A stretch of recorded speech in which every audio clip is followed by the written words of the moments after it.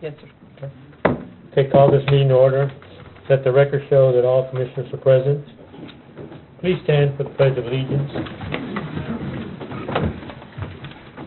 I pledge allegiance to the flag of the United States of America and to the republic for which it stands, one nation, under God, indivisible, with liberty and justice for all.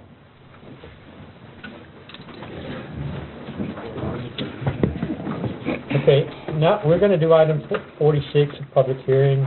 We're supposed to have it at the very beginning, so go ahead. This is a public hearing that's required by the Texas Governmental Code in the event of a replat.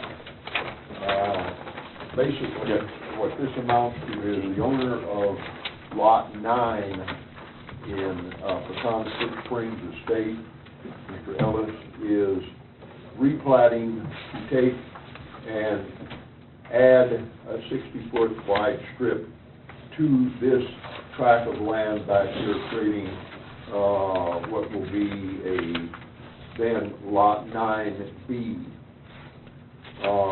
This tract here has a house and utilities.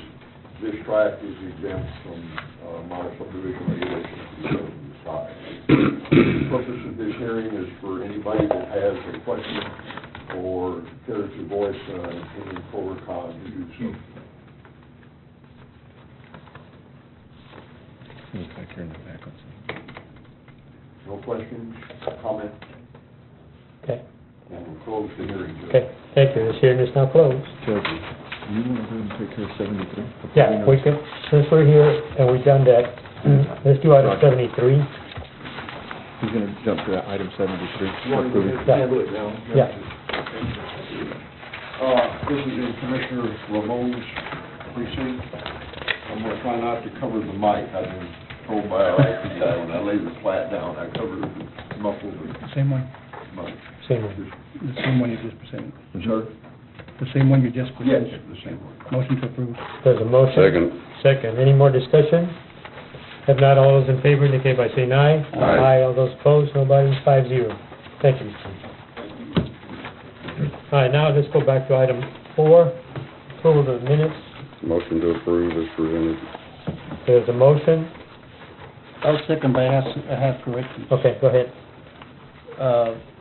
On the June 1st special term, I'm listed as being absent. I was not absent. I was late by a couple of minutes, but I was not absent.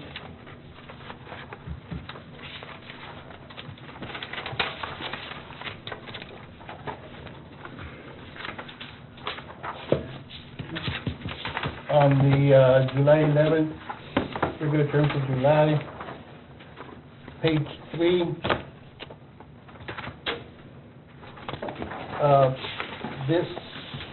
I want to point this out because it'll be brought up later, and the bills will be paid, Mr. Lowe. And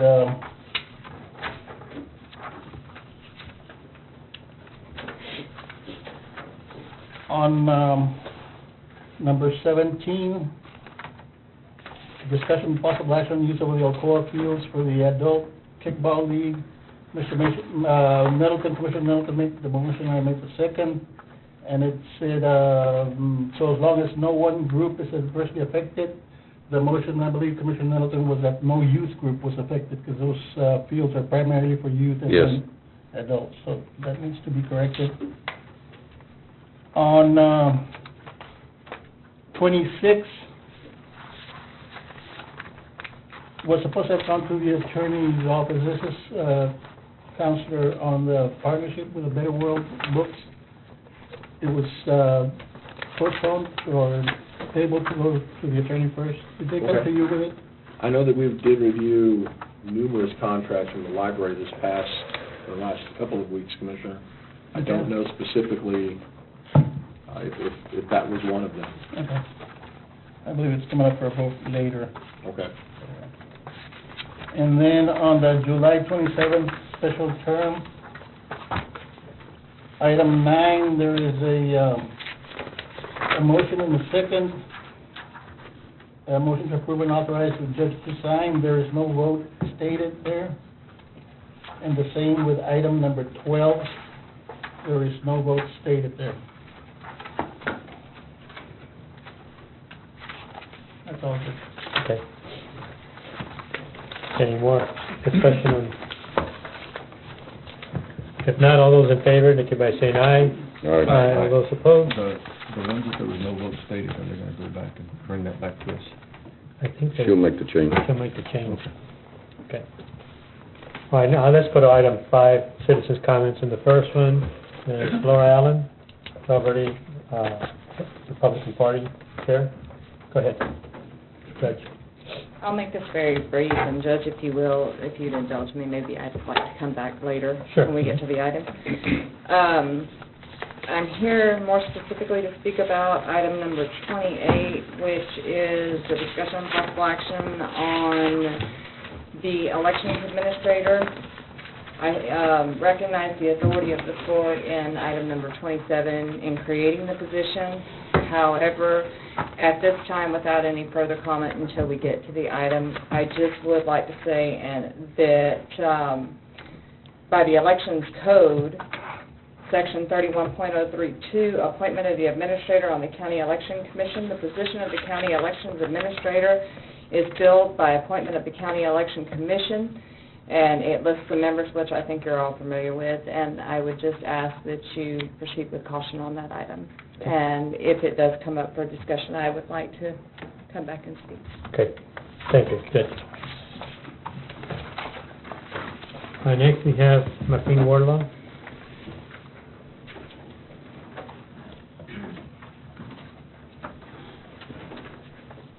I see that this Elections Commission, Election Administrator item's come up. Commissioner Ramon had brought this up, and I'm here to support the system we have now. I have no problems. I don't know if anybody has any problems. This has been run well, and I want to ask Commissioner Ramon to reconsider this. You are my commissioner. I'm a taxpayer. Don't waste our tax money. And for the whole Commissioners Court, this is a waste of tax money. What we have now is working. I want to ask you gentlemen to please respect what we have. We have a working election system. And y'all, I want to ask y'all to think about this. Thank you, Mr. Moore.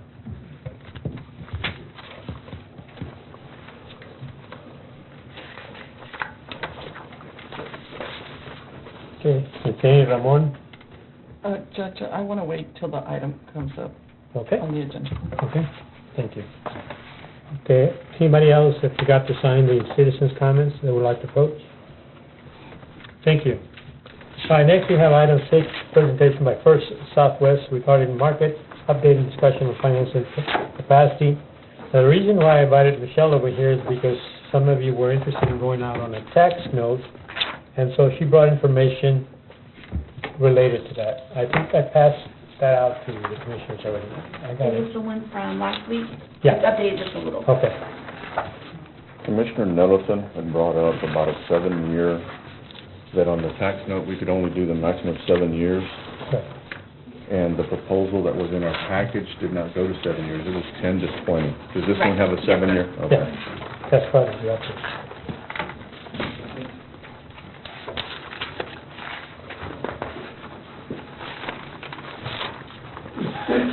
Good morning. Morning. Judge, Commissioners, thank you for having me. My name is Michelle Aragon. I work with Raul Villasenor. We're with First Southwest Company, and we serve as county financial advisor. In the presentation you have before you, if you turn to page 2, just want to give you a quick update on what's going on in our market. I'm sure everyone's aware of the economy we've been living in. The modern market is no different. Although on the flip side, when you look at reinvestment rates being low, where on the debt side, rates are low, so that's good for borrowing. What you have on page 2 is an index which is called the Bond Buyers Index of 20 Municipal Bonds. And this is a weekly index that comes out every Thursday. And while it's not the exact rate that the county will get if you go issue bonds today, it does give you a good indication of the trend of rates. And as you can see here on this is for the last 10 years, there on the right-hand side has the statistics. Our current value as of last Thursday was a 2.85%. That is represented by that red line on the graph. As you can see, that's pretty low compared to the 10-year average, which is that brown, green, dark green looking line, which was 4.22%. Over the past 10 years, this index, the BBI index, has only been higher 99.3% of the time. The lowest it got was about 3 weeks ago, which was a 2.8%. So we are in a market of historical low rates. Flipping on. Are you expecting rates to change? I think we will see some fluctuation. However, when you compare it to all-time, you have to put into perspective. If we raise maybe 5 percentage points or down, 5/10, I mean, we're still overall pretty low. We don't expect the Fed to increase the short-term borrowing rates. I think that's pretty stable right now. So we expect them to stay pretty stable around this low level. On page 4, this is, I think, what we were talking about, was the issuance of some tax notes, similar to what the county did in 2013 for materials and supplies and equipment. The table right there in the middle does show the 7-year term, and so this is the details of what the tax notes preliminary results would look like. It would be a term of 7 years, which is the maximum term tax notes can be issued for. The total par amount, which was the total issuance amount, would be $2.56 million. That includes a $2.5 million deposit to the acquisition fund, and then an estimated interest rate of 2%. That would give you an estimated annual average debt service of about $395,000. And then the estimated INS tax rate to support that is about 1.7 pennies. We actually already have the $350,000 in our budget to pay, right? That's the principal now, and the interest is also included in that. Yeah, that's what I'm saying. So, I mean, we really need to get closer to the $350,000 payment. Actually, what's in the judge's budget is $350,000 principal payment, plus the interest, which is about $40,000. It's already in there? The $394 is what's in the budget, in the judge's budget. Okay. One thing to note is that, and I think we've done in the past, is we could add an early call feature. It would charge a little bit extra on the interest rate, but this would give the county the ability to prepay the notes if that's something you're interested in at any time. What would it cost? We would have to get some figures on that, but it would be an additional cost. Would there be some way to break that down? I mean, because there's no way for us to sit up here later on, if you have it, because as a court, we're up here sitting here looking at it, we have no idea. On the interest, you're just saying that we paid it. I mean, I've been sitting here all along thinking we had $350,000 to pay it, but there was actually interest rolled in already. Okay. It just kind of gives us Right. on the table. I requested this from Raul Villasenor, but the principal payment for $350 is what we utilized in the judge's budget, and the interest. Okay, so this part right here is already in the interest part? Yes, Okay. in the proposed budget of the Okay. judge, and in our budget in this year. Okay. But this first interest payment wouldn't come until next fiscal year. Yeah. Okay. If the county would like to proceed with this, we would do the same process that we did in 2013, which is a private placement bid system, where we would go out to several banks and we would ask for bids, and we would take, of course, the lowest interest rate that would come back, and it would be privately placed with that bank. The last section is something that I think we want to discuss. We're going to do with the tax notes, the private placement issuance. If the county would like to do a public offering, one thing that is important is talking about your credit rating. And so that's what the next couple of pages talks about, an investment rating. And so when we look at credit ratings, there are three major rating agencies: Moody's, Investor Service, Fitch Ratings, and Standard & Poor's. Basically, just like as you would go borrow and you would get your own credit score, these rating agencies look at your willingness and your ability to pay. There's primary categories that they evaluate. They look at the management of the county, your finances, your debt position, your local economy, which would include your tax base, what's the growth, is there the trend, and your ability to support additional debt. On page 7, the next page, that gives you a scale of the different rating categories. And so when we talk about investment grade, we're talking about anything that's rated by Fitch and Standard & Poor's, a BBB and above, and then by Moody's, a Baa3. And then below that is what's called non-investment grade. So in order to enter the public market to sell bonds, you have to have an investment grade rating. And so it has an inverse relationship. The higher the rating, the lower your rates. The lower the rating, your higher your interest rate. And so the higher your credit rating, people want to lend you more money because, you know, you're a good investment, you're a stable investment. How long would this take? If the court was to say, yes, we need it, and this is how much we need, how long would it take? For a public, or for the tax notes, a month, if we do a private placement. No, I think you're talking about the bond rating, right? Well, everything, I mean, if this court decides to move forward and say, okay, this is, we want it, the 2.5 million is what we'd like to go out for. Absolutely. We would do a private placement, so we would come to we would start the process today, and we would come back to your next meeting with Okay, and a bid. he just brought up the bond rating. I mean, how long is it gonna take between the bond rating and everything? I mean, because all Well, that's we're tied together. recommending for the tax note to do a private placement. The bond rating is something that is more of a longer process. The county has had a continued steady increase in taxable assessed valuation, so that's good.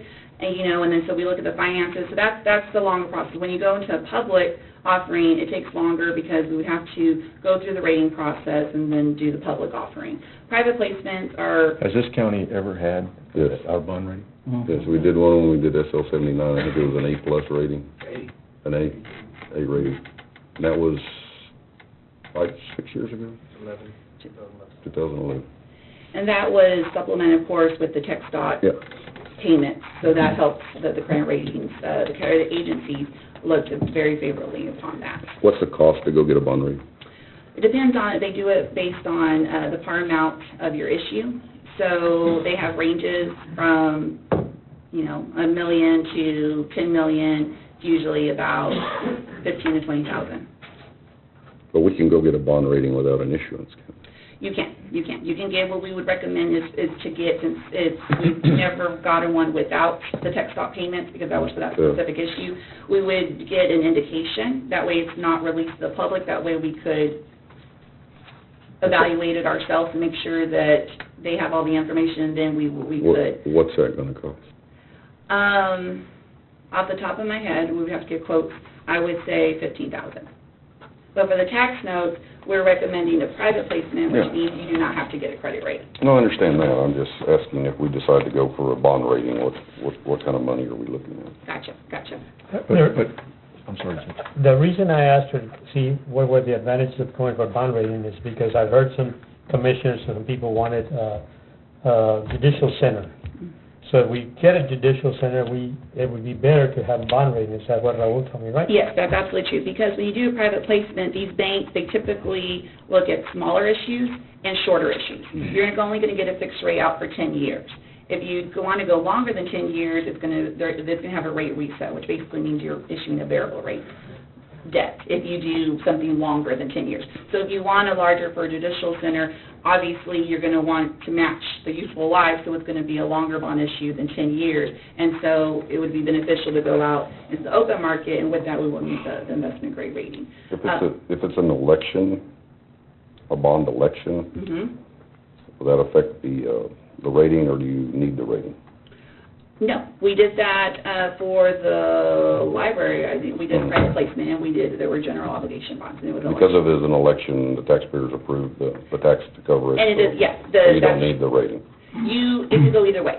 The voters approving those bonds was affecting the payment, and the type of bonds they were. Those were general obligation bonds. These are tax notes. But you have the ability to sell either way. Private placement, which was what we did for the library, or you could do an open market, which we did for the road bonds, the tech stop bonds, the toll roads.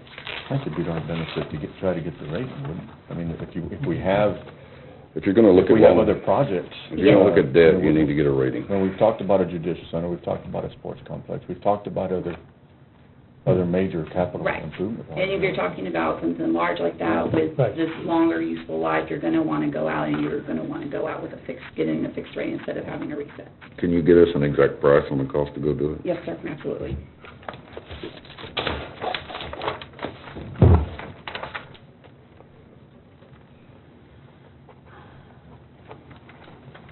Okay. Any other questions, Any questions? Michelle?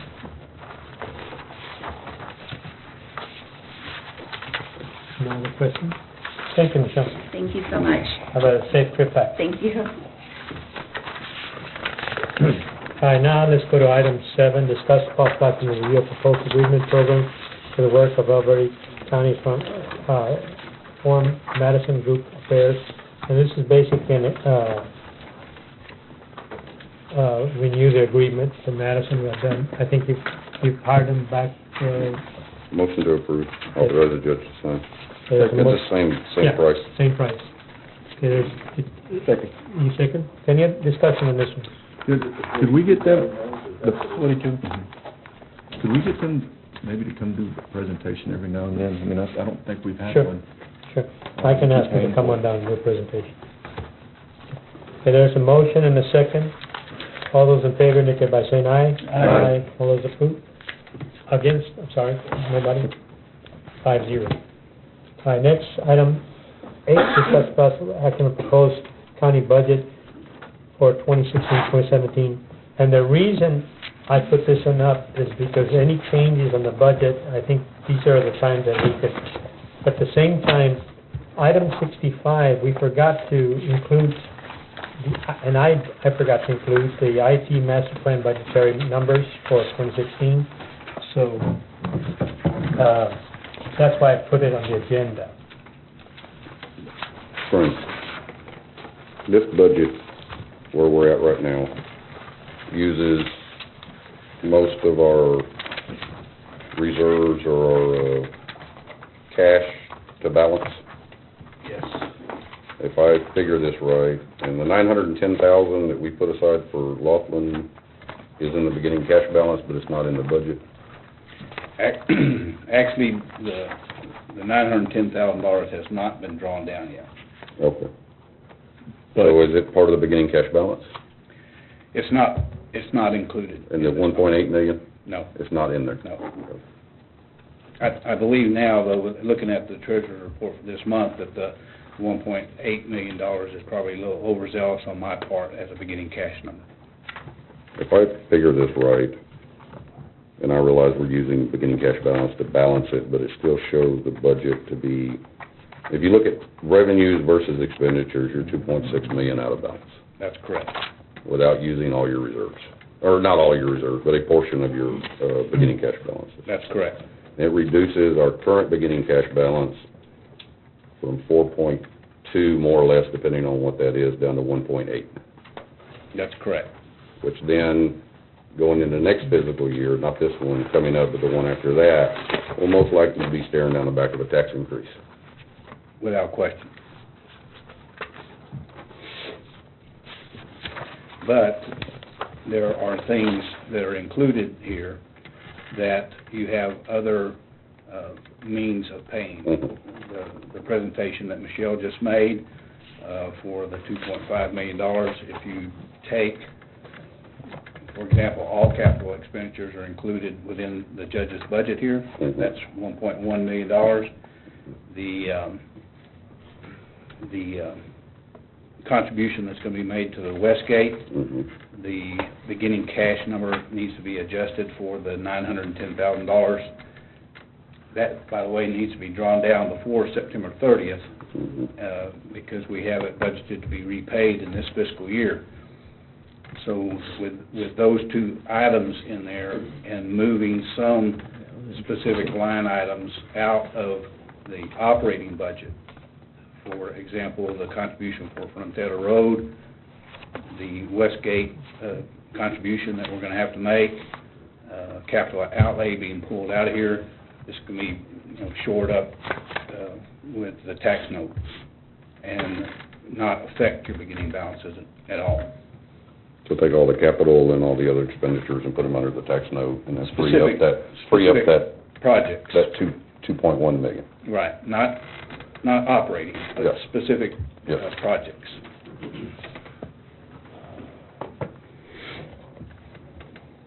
You have another question? Yeah, go ahead.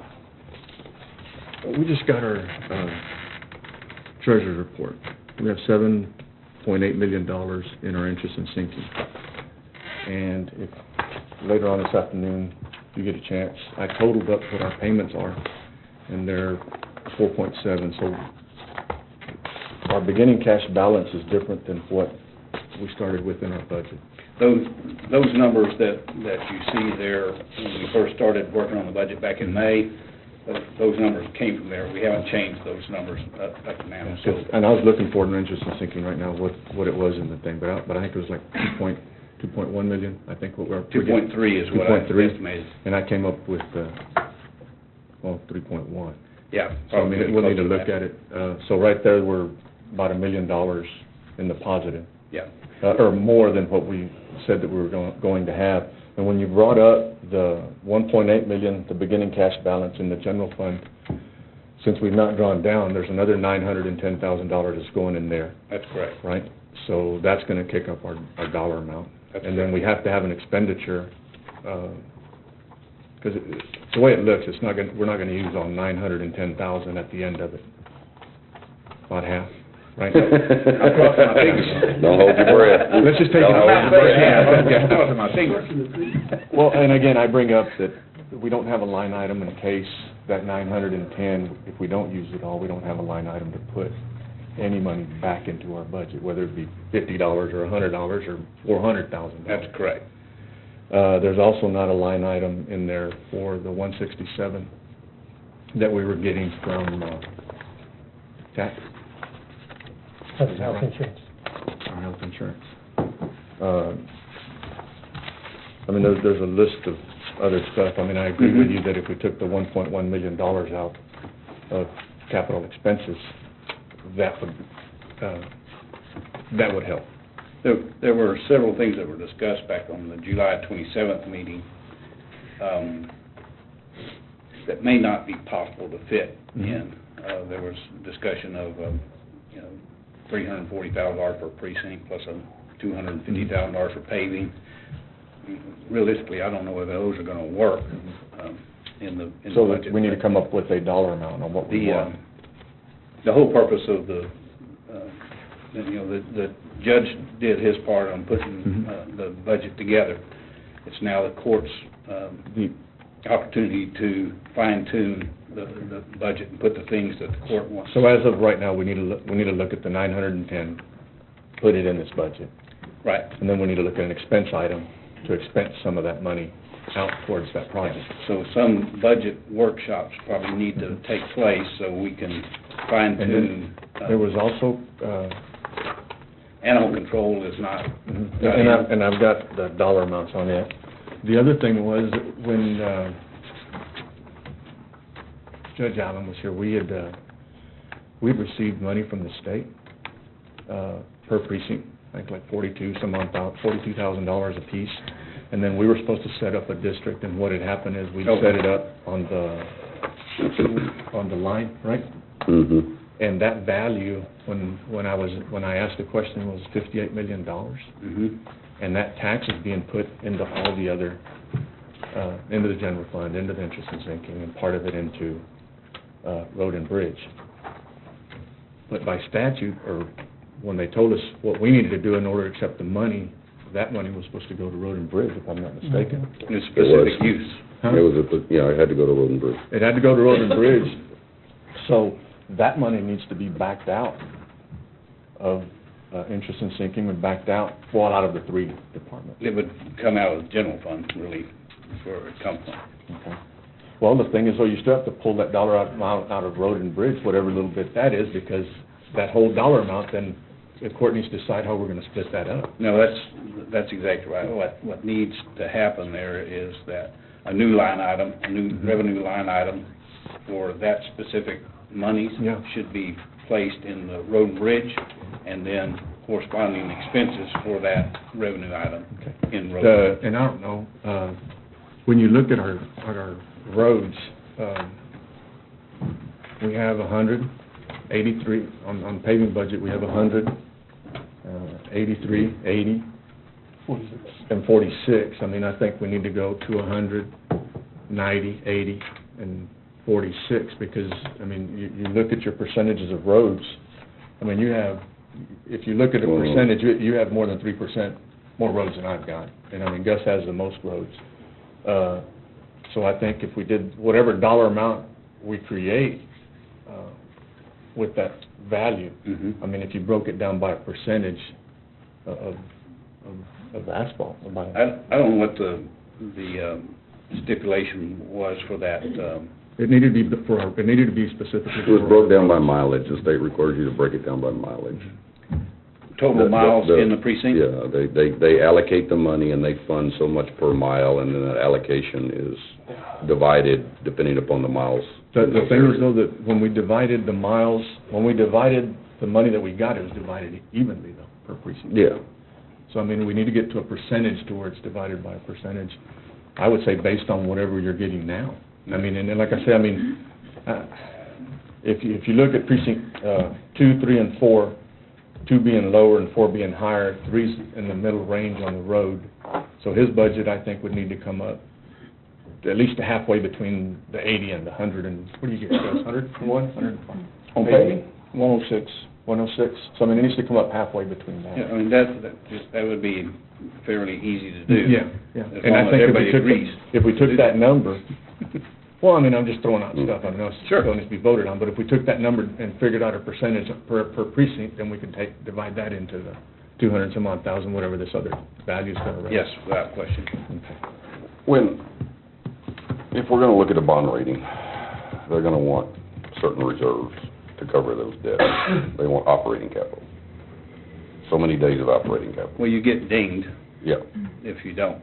Mhm. And we have 500,000 in contingency in here, Yes, in this budget, yes. which gives us how many days of operating?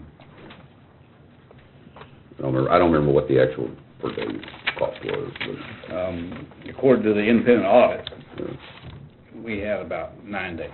9 days. They recommend 60 days. Yeah, well, that's pushing it. I thought it was 30 to 90. Well, I split the difference. But again, we have, when I did the numbers a little while ago, I think there's $3.1 million in interest and sinking, and our debt, when you take out the bond, or the SL 79, I think it's like 2-point-some-odd million dollars. Yeah, but when they look at bond ratings, they don't look at your interest and sinking part, they look at your cash reserves for operations, and you can't get a hold of your interest and sinking part to operate off of. No. So they're gonna rate that based off of your revenue you have, actual cash available to operate off of. No, and I've been here 5 years, and I've always said that we need to touch our interest and sinking, and if we need the reserve, we need to do something, either lower that rate and use some of that money that is in reserve there and put it in our general fund so we can have the reserve somewhere else. Again, I mean, there's $3 million sitting there. I mean, there has to be a way to use that money to reinvest it back into our community. And you've always said, and you know, I'm the one that, if it's there, past a certain amount, let's use it. And if we need the 30 days, let's do the 30 days in the general fund. But I can't leave the $3 million in interest and sinking. I personally am not willing to do that. because it doesn't make sense. When my payments are $2.2 million and I have $3 million sitting there and I'm still collecting a tax, that's just rough. And that can be remedied in the next fiscal year.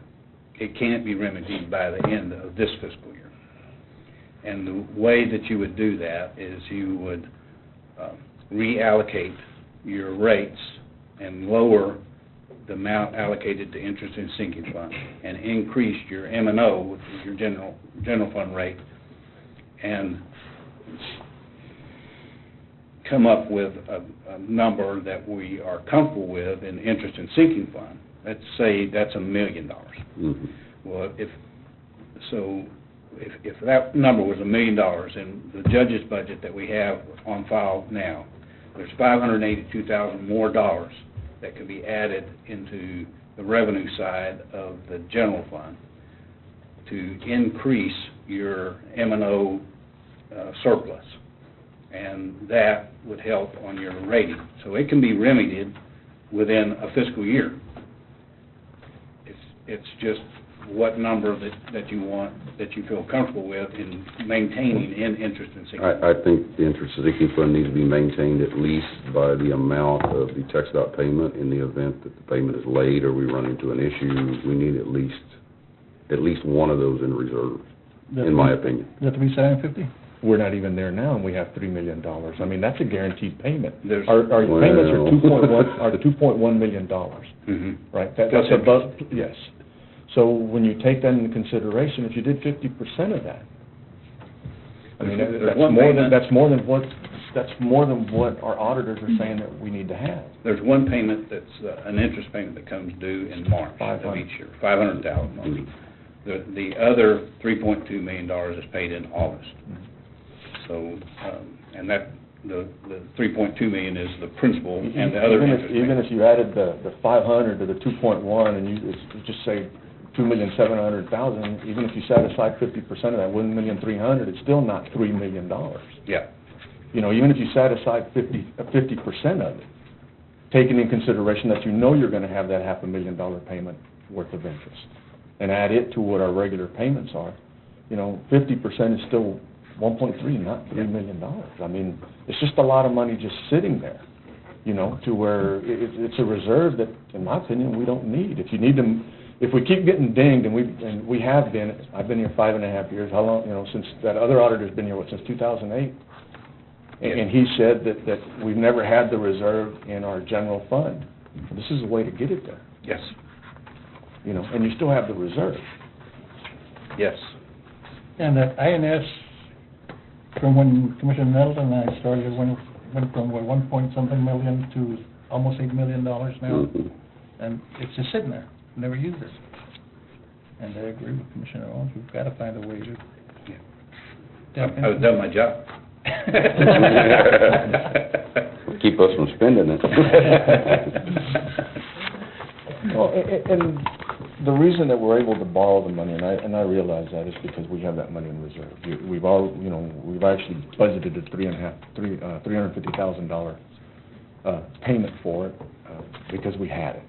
You know, and I understand that. I just think that the reserve is too high in there, especially when I'm being told that in my general fund, I need to have more reserves, so it just makes sense to move some of it over there. What would you be comfortable with as a reserve in the interest and sinking?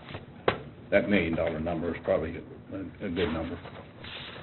So then that would leave you, according to this, most likely a $2 million. $2 million ending cash balance? If we end up with $3 million, and we'll look at that this afternoon, you're $700,000 low on the beginning cash number that I have here. If you move the $582,000 out, so you're really looking at $1.3 million that you could jump up your cash reserve in your M&O. By moving the rate, what I'm trying to get to is what would be the ending cash balance in the interest and sinking at the end of the year?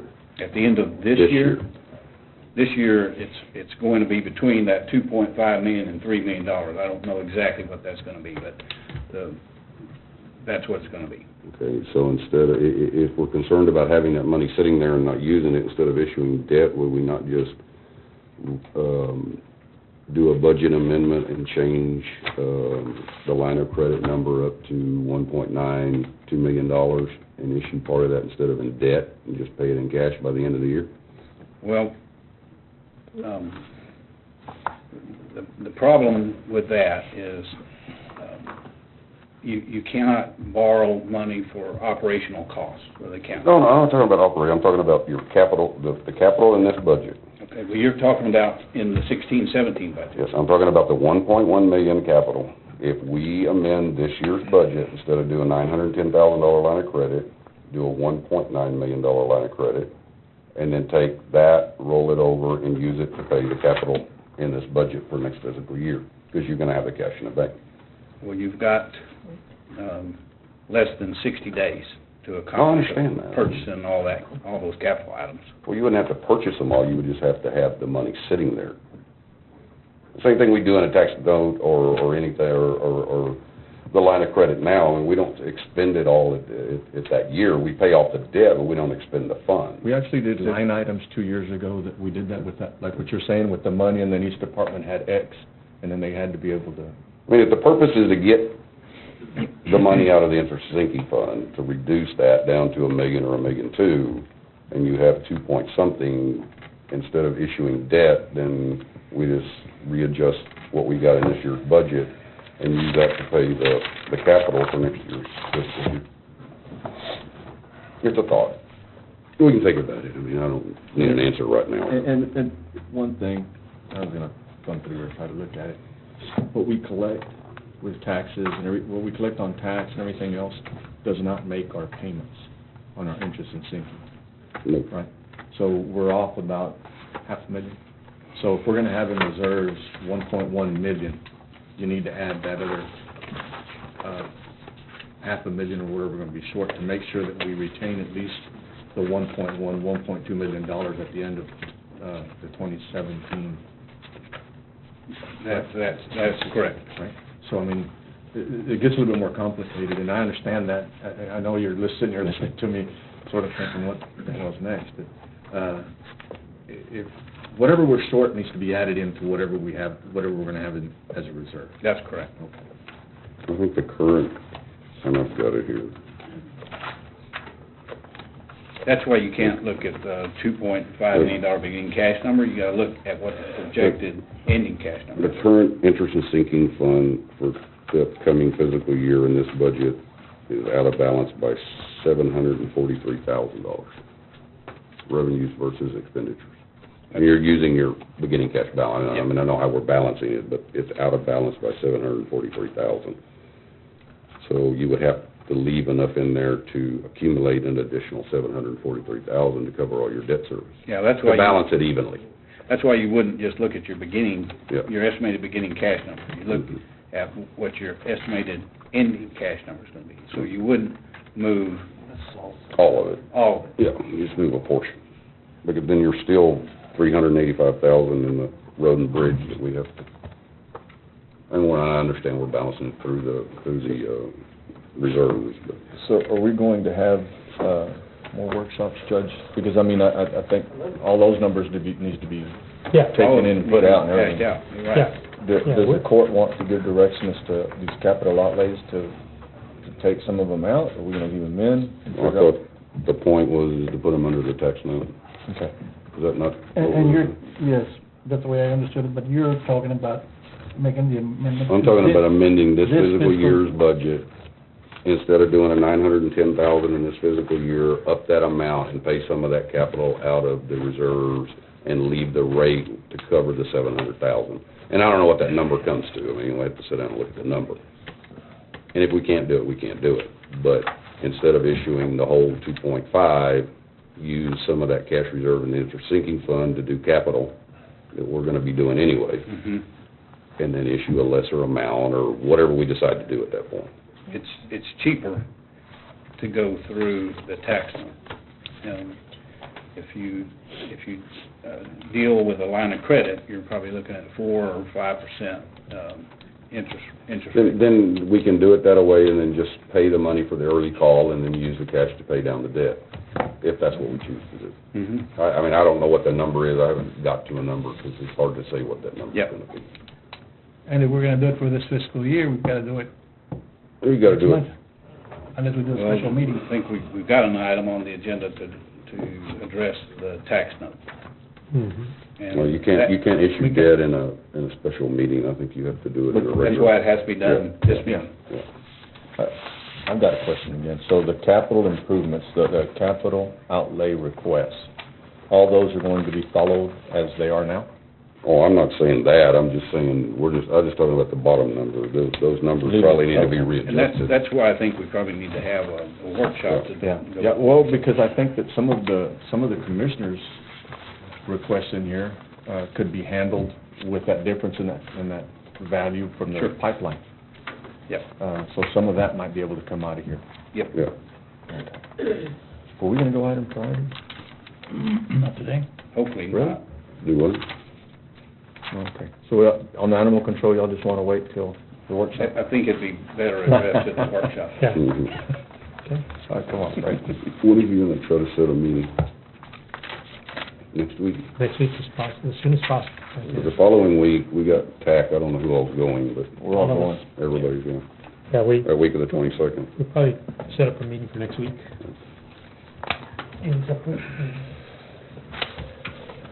Okay, thank you, Frank. All right, next we have item 9, discuss possible action to approve payment $4,888 to Middle Rio Grande for 2016. Move. So moved. Second. Second, any discussion? Go ahead. Any discussion? If not, all those in favor, indicate by saying aye. Aye. All those opposed, nobody? Thank you. All right, next we have discuss possible action regarding the issuing of tax notes by the county and any matter related thereof. You guys want to go out and give, Do we need to issue this in this physical year? Or if we wait till September meeting, would it be an issue? Yeah, what I would recommend, because of, you have to approve the issuance of tax notes in a regular commissioner's court meeting. If you waited till the September meeting, I don't think there's enough time before the end of the fiscal year for that to come into place. And that money needs to be in place before the end of the fiscal year in order to be able to To balance the adjust budget. your budget. So, could you set up the 2.5, and if we decide not to use it? I would recommend doing the 2.5, and then that's going to give you, and the reason I say the 2.5 is because, just what Commissioner Nelson stated earlier, this budget is utilizing $2.6 million worth of cash. So if you establish the 2.5, it's going to allow you to maintain your beginning cash balances. And Okay, I'll make a motion to authorize the issuance of $2.5 million in tax notes on 7 years, and that this will come back and determine the usages for each one of those at a later date. Yeah. okay, there's a motion and a second. Any other discussion? Would we not need a budget amendment for that, Frank? You shouldn't, No, No? no. no, because you wouldn't actually, you may have to amend, well, you won't get the money till October. Hopefully, the money comes in the month of September. But that wouldn't be budgeted into this fiscal year, it'd be into the next fiscal year. And then the money that's in the interest and sinking fund payments for the tax note, which we haven't issued, we had a payment budgeted this fiscal year, did we not? Yes, we did. Yeah, we wouldn't make that payment till No. next fiscal year, though, No, right? that's correct. So that would free up that 390 That would be an additional something $350,000 thousand. plus interest, yeah. Okay.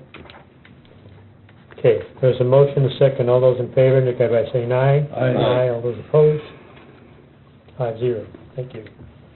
Next, we have a schedule of 2 public hearings on proposed tax rate. What are the dates? What are the dates that we set up in that? I have, Well, there are certain dates required. yeah. We go through this every year. I know there's a list.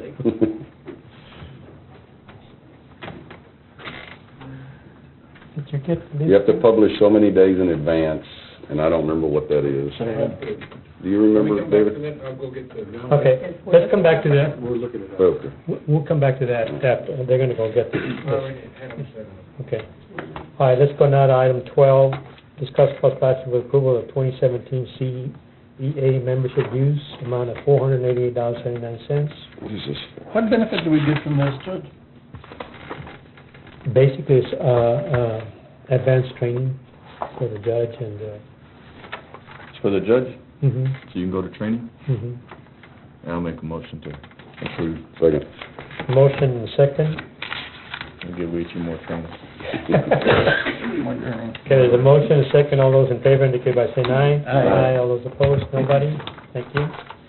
Next, item 13, submission of application eligibility form to receive federal surplus property from Texas Facilities Commission Federal Surplus Property Program and authorize the county judge to sign it. Judge, this is the same one, oh, I'm sorry.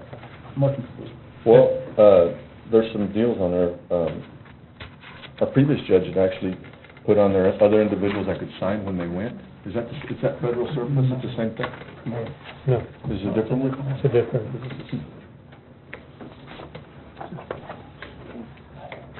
It ain't the same item I have on, Judge? It is. Yeah. Yeah, it is. Okay. Yeah, what we had done, 2 years ago, 3 years ago, I think we'd added, fire marshal, or fire chief or whatever, and I think I was added also. But I think since then, I mean, Bo, haven't you gone up your Mhm. people? Yeah. What it does, if we add other people to sign on this, it allows them, when they go up, actually to pick up the equipment. And you have 30 days to take it back if it doesn't work. I mean, some of this stuff, they'll allow you to bring it back if you're already authorized to sign. It doesn't mean you need to pay for it then, but you have an idea if it works or doesn't work. I mean, Judge, if you don't mind, I'd No, like no, I to don't. add, Members of the court? I'd like to add members of the court and the fire chief. I don't have a problem with it. Is authorized to pick up equipment, sign it. Did And then somebody put- make a motion? I'll make a motion to have the judge to sign the application and then add members of the court and the fire chief. Second. Okay, there's a motion and a second. All those in favor indicate by saying aye. Aye. All those opposed? Judge, I'm sorry, can we go ahead and add sheriff's office? Yeah. You amend your motion? Yes. Second accepts. Okay. Okay. I was sitting here trying to read Laura's lips, I couldn't. Okay, there's an amended. All those in favor indicate by saying aye. All those opposed, nobody, thank you. All right, next we have discussed possible action on approval of memorandum of understanding between Texas A&M Agri-Life Extension Service and Valverde County pertaining to information technology service and authorize the judge to sign. Motion to approve. There's a motion and a second. All those in favor indicate by saying aye. Aye. All those opposed, nobody, thank you. All right, item 15 and 16, I think, we should table because Judge Gonzalez is not here. Judge, before we move on to the next item, I just want to ask the attorney, on this memorandum of understanding, do they have to follow the procurement procedures of the county? It's two different, They follow the state that we agencies. do at the same time, but when you say follow the procurement, are they doing something other than you? No, because it's not stated in there, do they still have to go through the grant review committee and then approval from the Commissioner's Court to accept donations? This is stuff coming from the state, Yeah, I don't think so. which pays for half of that program anyway. And this is just the agreement that we agreed to utilize those pieces. I think Technically Christine's part here, of the she can department. explain it. Yeah, it's part of our department. And it's funds coming in through the state, so. Right, so we don't have to go through the same procedure, okay? Okay. Okay, there's a motion, a second. All those in favor indicate by saying aye. Aye. All those opposed, nobody, 5-0. Okay.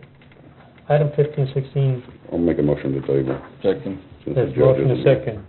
All those in favor indicate by saying aye. Aye. Okay. Okay, let's go to item number 17, discuss possible action on lease agreement between Valverde County and Del Rio 4x4 Mud Racing on September 17th. Judge, these individuals, basically they pick dates during the year. We've had 3 other events there, and I'd like to make a motion to approve and have the judge to sign. Second. Okay. Any discussion? Not all those in favor, indicate by saying aye. Aye. All those opposed, nobody, 5-0. Item 18, discuss possible action on the lease agreement between Valverde County and St. Joseph Holy Smoke Barbecue Cook-Off and 5K. Judge, this one here, the rate is $1,000 for the event, so I'd like to put that and make a motion that we charge St. Joseph Holy Smoke Barbecue Cook-Off the regular rate of $1,000 and authorize the judge to sign. Okay, there's a motion, second. All those in favor, indicate by saying aye. Aye. All those opposed, nobody, 5-0. Next, discuss a possible action on the use of Valverde County for flag retirement ceremony. Judge, this is a ceremony that's been going on, I guess, for 10, 12 years. Okay. And I'd like to make a motion to have them use the county fairgrounds at no cost. Okay. And anybody out there that has flags that need to be retired, if they want to call the fairgrounds, they'll put them in touch with this individual that does this free of charge. Second. There's a motion, and second. All those in favor, indicate by saying aye. Aye. All those opposed, nobody. Item 20, discuss the possible action between Valverde County Fairgrounds and the Amistad National Recreation Area to lodge 2 camels and livestock for archaeology fair, October 20th, 2016 through October 22nd. Judge, this group usually comes through once a year, and I'd make a motion to waive the fee. They actually use the pins over there behind the chutes where the bulls are released, and they're out of our way. I'd like to make a motion to waive the fee and authorize judge to sign. Second. There's a motion, and second. All those in favor, indicate by saying aye. Aye. All those opposed? Nobody. Item 21, discuss with possible action on the fire station building in Rock Canyon if it can be used by the public. Judge, I'd like to table this till after executive session, if you don't mind. Okay. Okay, next, item 22, you want to do that one? Table that one also, sir. Okay. Okay, next, discuss possible action on DWI grant and future DWI grants. Judge, I put this item on the agenda. There's some issues, and I don't know whether they've been resolved yet. We could, no. The answer is no. There were some payments through one of the other departments that we were not able to receive because there was some paperwork on this grant that was not done right. I think the administrator of the grant is Judge Gonzalez. Was he coming back, Judge? No. He's not gonna be here He's today. not going to be here today. I'd like us to wait till he gets here. He's not going to be here at all today? No. No. Well, the problem that we have with this grant is that it's already begun to affect our other grants within the county. We have some reimbursements that are not being able to be made because this grant here is not being administered right or something. There was some paperwork that needed to be filed that wasn't. I wish Judge Gonzalez... Who's it affecting? Sheriff's Office. What grants is it affecting? All of them. In what manner? They can't get reimbursed. The reimbursement,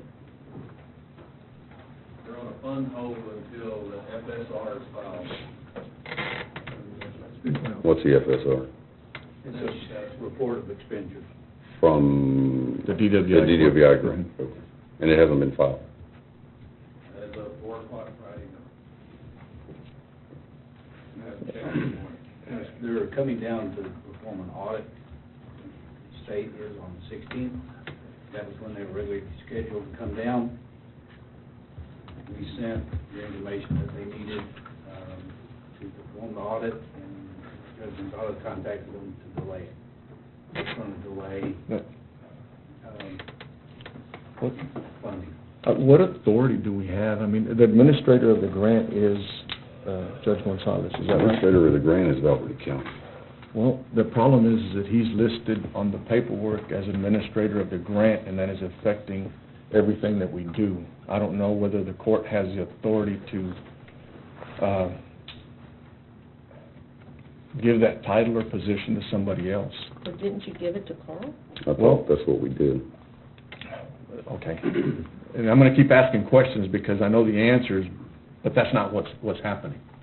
Okay, we did give it to Carl, but he's not getting the answers or any information enough for him to continue to move forward. So we keep having the problem, and the same problem with the person that thinks that is administering the judge that is and that individual is Judge Gonzalez. So what action can this court take to make sure that our grants, because of this one individual, that we can move forward and receive money from everybody else?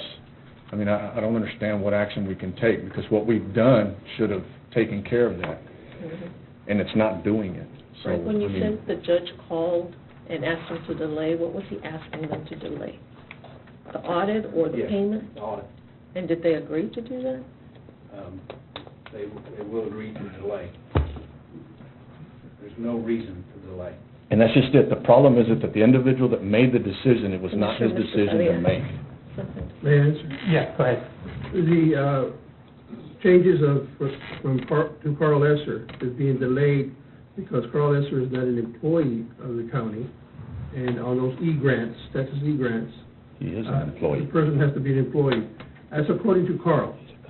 I was supposed to change all the names of the project directors to Carl Esser, but that's what's being delayed right now until we get a verification that Mr. Esser is acting as an employee of the county. And the other thing is that I believe the financial report has been filed according to Judge Gonzalez, and we've been in communication with the Texas E-grants in Austin. There was a check that was supposed to have been cleared, which was not cleared. That's why the financial report was not accepted. But as far as I know, Carl has filed the financial report, and the whole should clear pretty soon. The thing is, though, that last week while we were up there, they looked it up on the computer, and it had not been done. It had not been It had done not been correctly. done. Yes. But it Whether should. it's done and it's not done right, it's still not done. Whether you submit it and it's wrong, it's still not done. Right. You know, him saying that it's submitted, even if it's done wrong, it's still not done.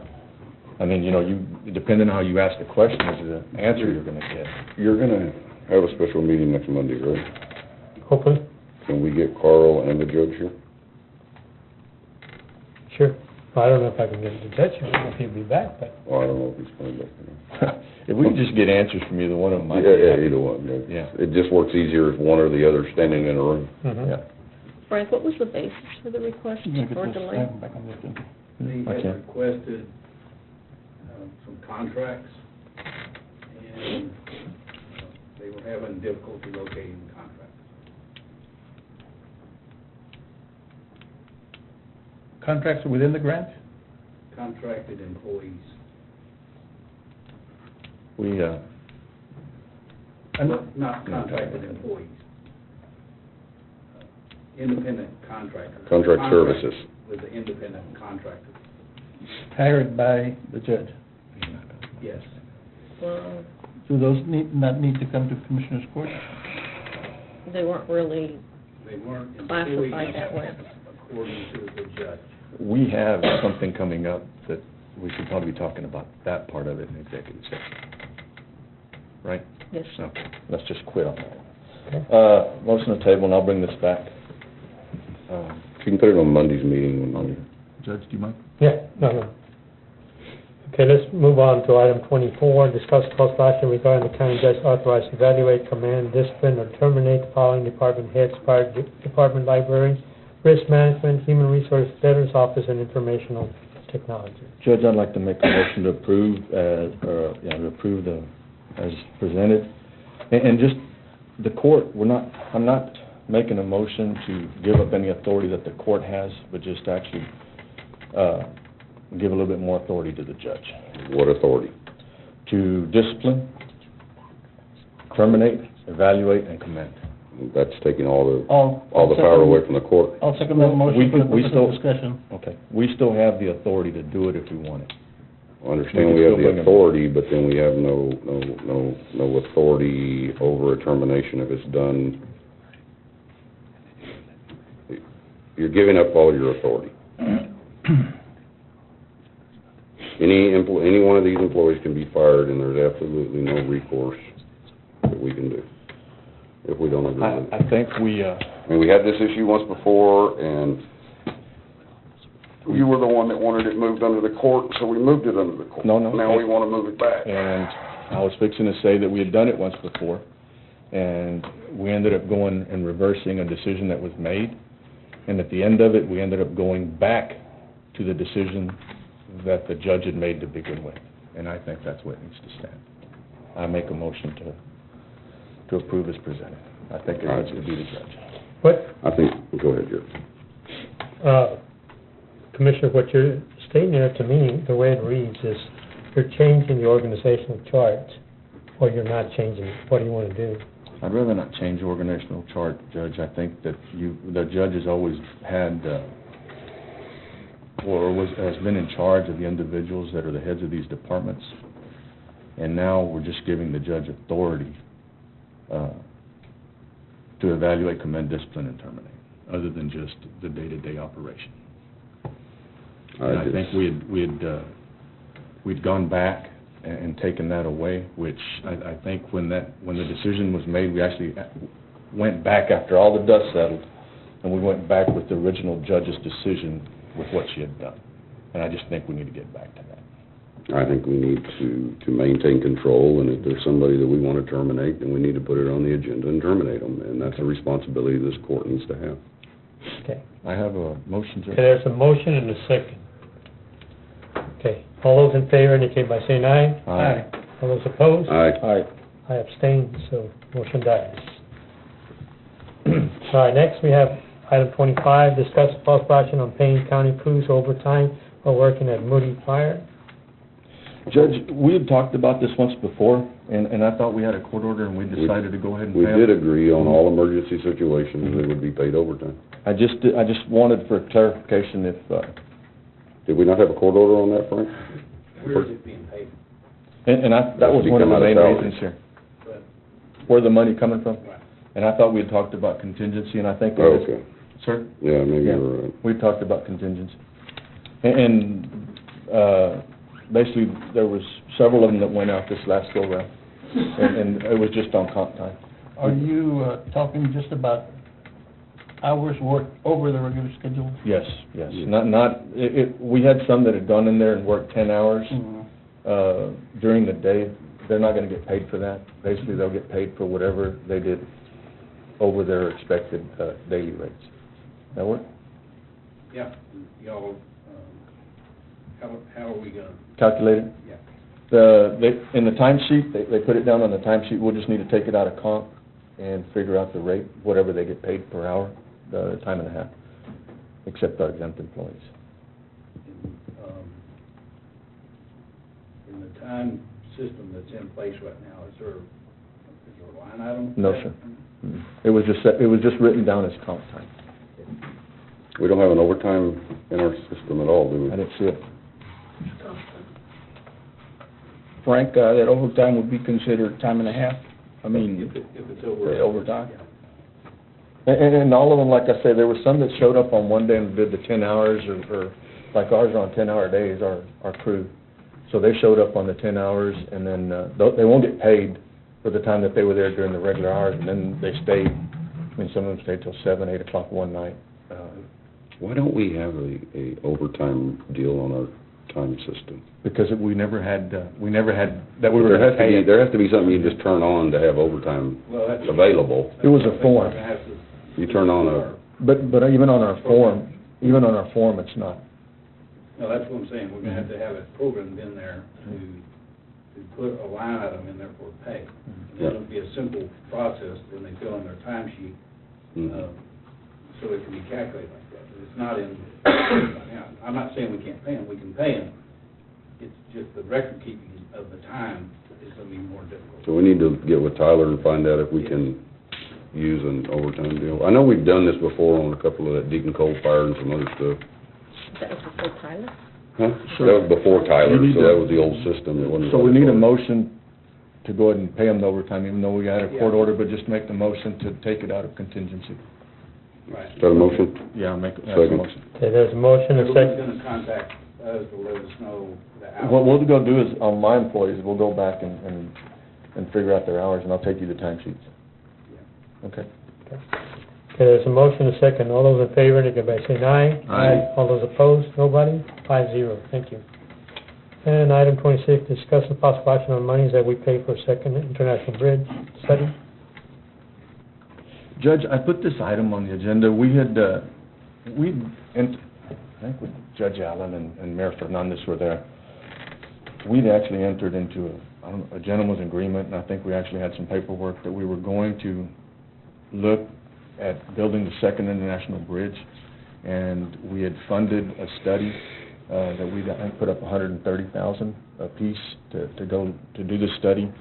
When we ended up with the new mayor that was there and the new council, they pretty much took over the second international bridge and basically wanted nothing to do with the county.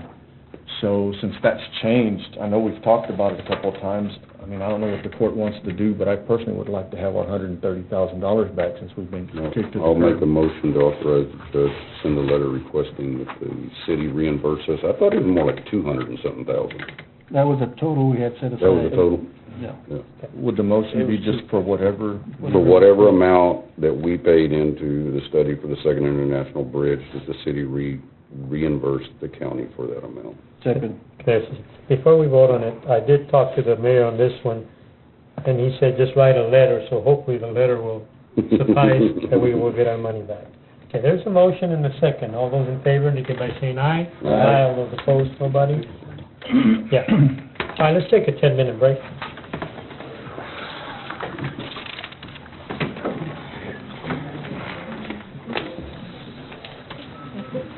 Oh, yeah.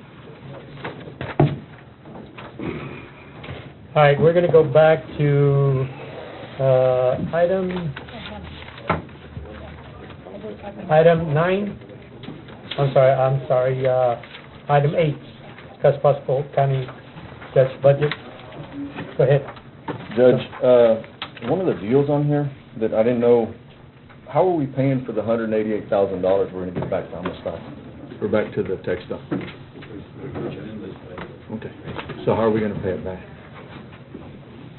If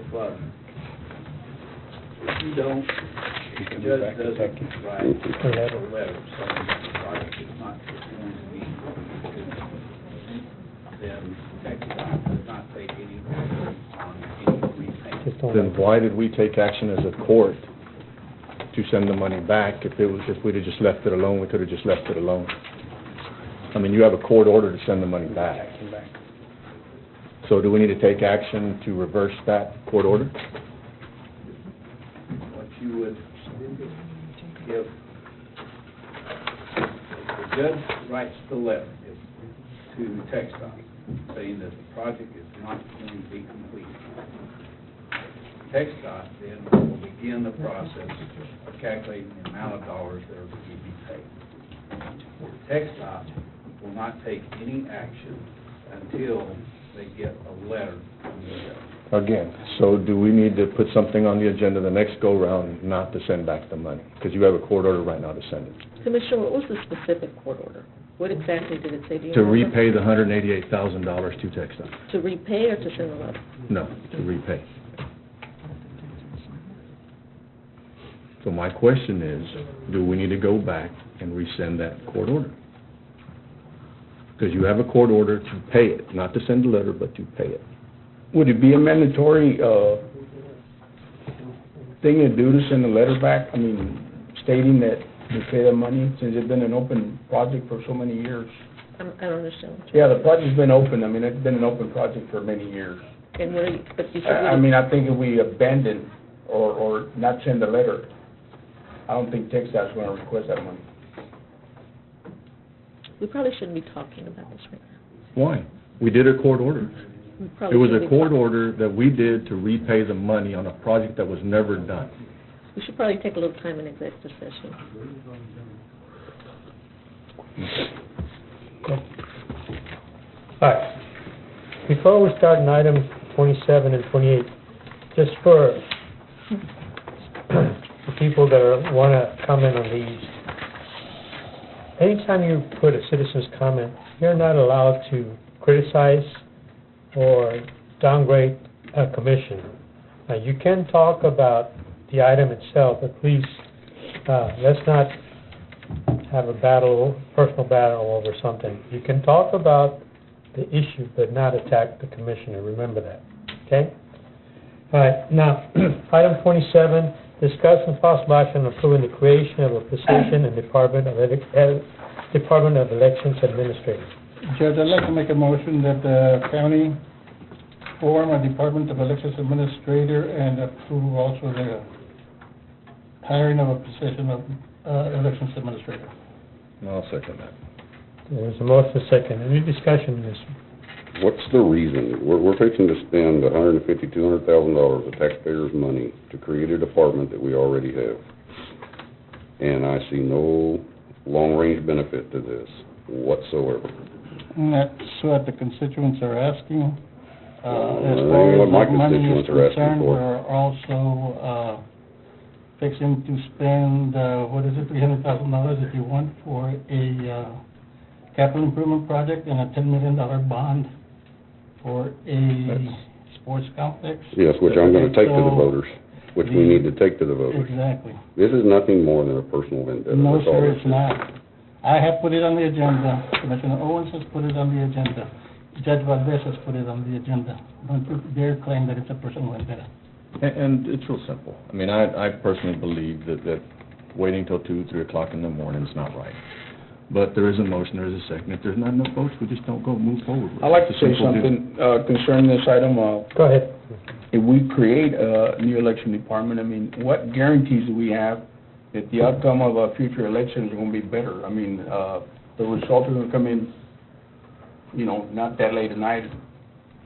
We don't have any guarantees. We're just gonna gamble with taxpayers' money, and I'm not gonna vote in favor of it. I mean, Okay, well, we're not voting right now. Right now, we're just taking comments. So, anybody else, before I allow the people that want to speak on this item or any item on the agenda, I always let the commissioner speak before anybody else. Anybody else have something to say?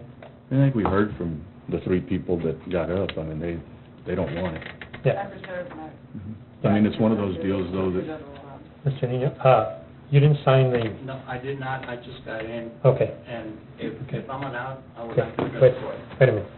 Okay, now, I know that, Judge, you have a motion. yeah, there's a motion, a second, If it doesn't work, I mean, we're done. I mean, okay. There's a motion, a second, but I think the people were speaking on item 28. No. But I would like to clarify this. Go ahead.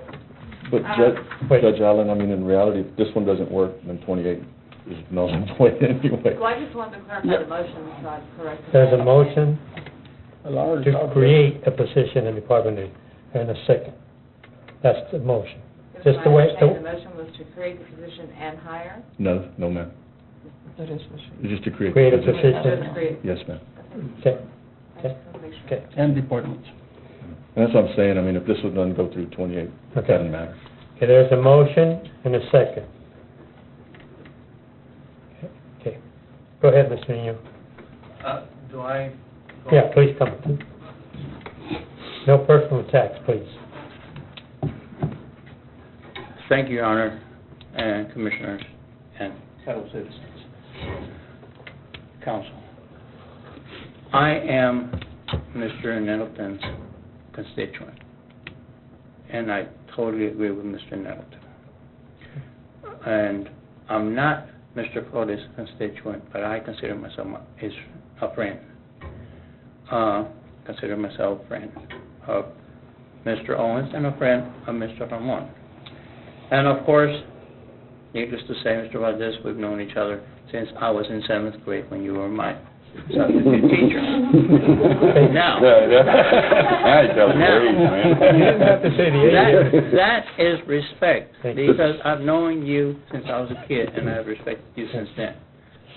However, I feel like Commissioner Nettleton, this position does not guarantee, like Mr. Flores said, that the count will not go on to 3 o'clock in the morning, 4 o'clock in the morning, whatever the case may be. If it does go on to 3 or 4 o'clock in the morning, and it's necessary to get a proper result, then so be it. But we're not going to rush to get the results in by 8 o'clock in the afternoon, because everybody wants to go home and then come up with a recount.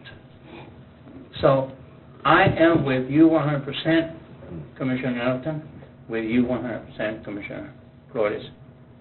And I don't see a purpose. I have addressed this Commissioners Court before as to this subject matter. There is really somebody who is already doing it. The fact that it does take a long time to bring the results in, the results are accurate. And I think that's what matters, the accuracy. So with that, I'm not going to take your time any more than I have. I appreciate, Your Honor, letting me address the court. But Commissioner Nettleton is right. His constituency does not want this, and I'm part of that constituency. Thank you. You did a good job. Thank you. And I want to make... I wasn't even expecting him to be here. You still did a good job. And I want to comment on this issue. I know that the commission does not have the power to hire election administrator, but the election committee came up with some recommendations to improve this election in November. We haven't implemented those suggestions yet, because the two elections that we had were primaries, not really general election. So I would like to give a chance to see if those recommendations are going to work or not after November. If they're not, then I'm all for it. At this point, I am not. So that's the only comment I'm going to make. So we have anybody else? Okay, we have a motion and a second. All those in favor indicate by saying aye. Aye. All those opposed? Aye. 3, 2, so the motion doesn't carry. All right, so that leaves 28. Well, it don't matter. It doesn't matter, so let's skip 28. All right, next, item 29, discuss and possible action regarding approval on a water bill to an overage of final payment of $30 over the by $1.56. Motion to approve. Motion to approve. Need a second? Second. Second. Question, Go ahead. Roy, how were these being handled before? And I've got a couple of these also, but there's a PO in place. For whatever reason, the amounts were not, as a matter of fact, your PO was more than what I was actually charged, right? Is that? Oh, the bill was for $30, Commissioner, and we went over by $1.50. $1.50, I mean, I don't ever recall so many of these coming back to the court. Why are they coming back now? Well, the auditor's office, any invoice that comes over the amount that was granted or approved, indicates that you overspent. And there's possibility that you may not have that money in your budget. In the past, all these were, I'm talking 6 to 9 months ago, they were sent to me, I reviewed them, I checked budgeted, and on some, I would authorize, not bring them to court, but on others that were blatantly. Because the procedure no had been PO followed. or anything like that. Since then, the auditor's office has placed them on the agenda directly, and they don't come to me, so some of these I don't see. This is the first time I see them.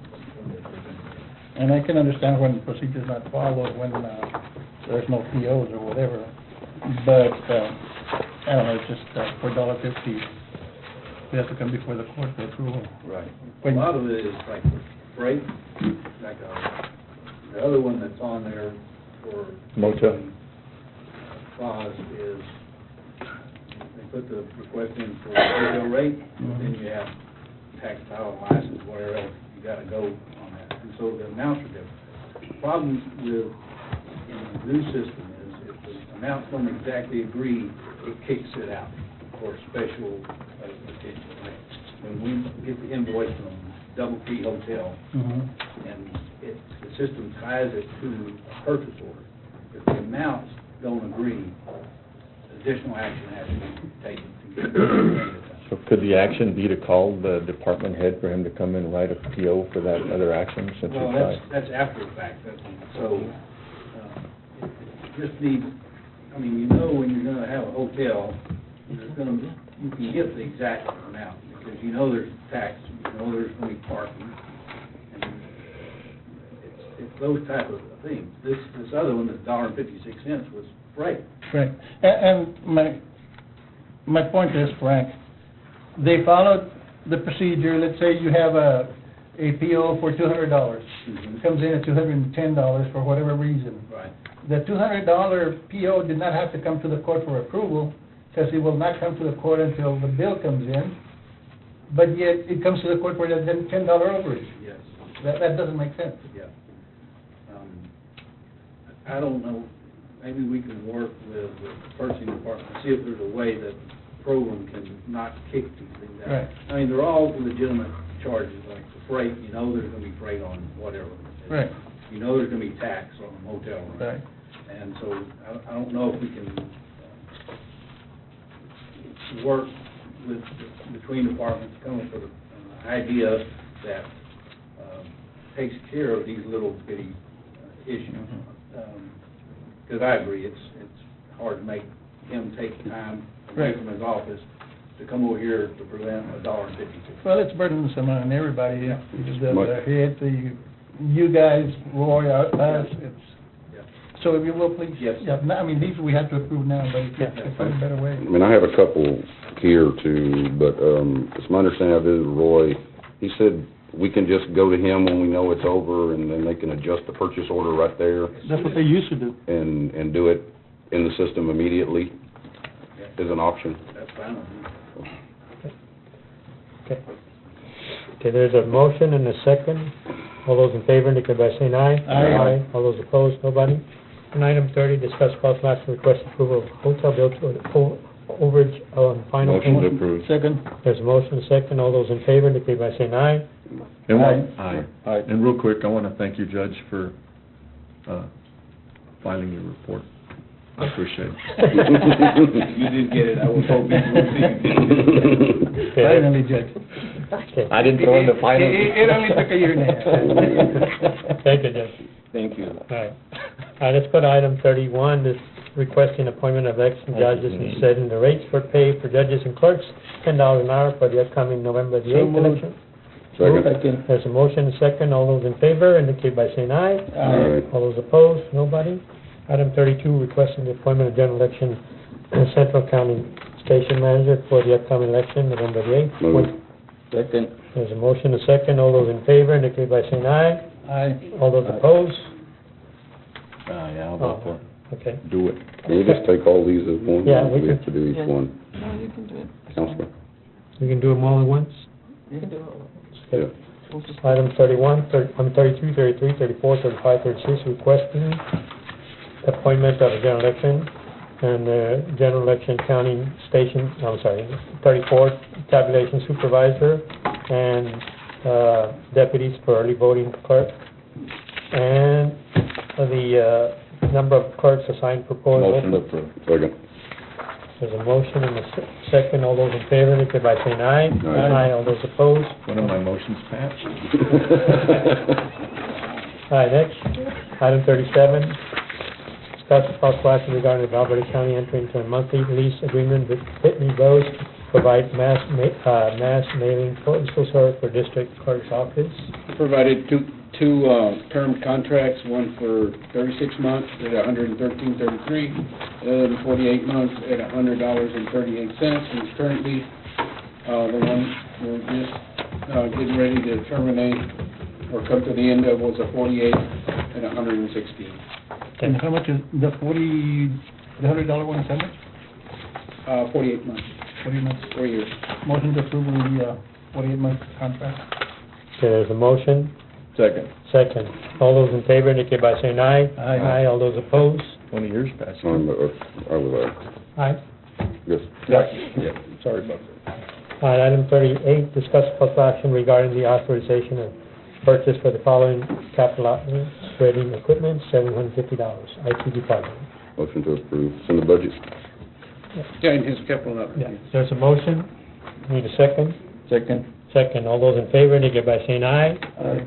All those opposed? Aye. Oh, aye. Both ayes. Okay.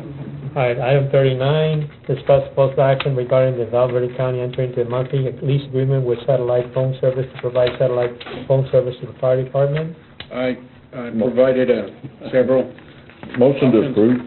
Second. We'd actually gone out a couple of times, and Roy been looking for bids, and went out and received bids, and this was, the least expensive one. I think we've been out this year, I think a couple of times Yep. out in your precinct, with no phone service, no radio service for the fire chief, and this is who it's for. The 100-minute, Right. Just one phone? it's 2 phones. Two phones? Okay, there's a motion and a second. All those in favor, indicate by saying aye. Aye. All those opposed, nobody? 5-0. Item 40, discuss possible action regarding the solicitation of 2016-2017 defined term purchase for commodities such as fuel, road construction material, uniform, janitorial, and beverage service. Motion to authorize the purchasing agent to go out for bids for these items. Okay, there's a motion, Second. second. Any discussion?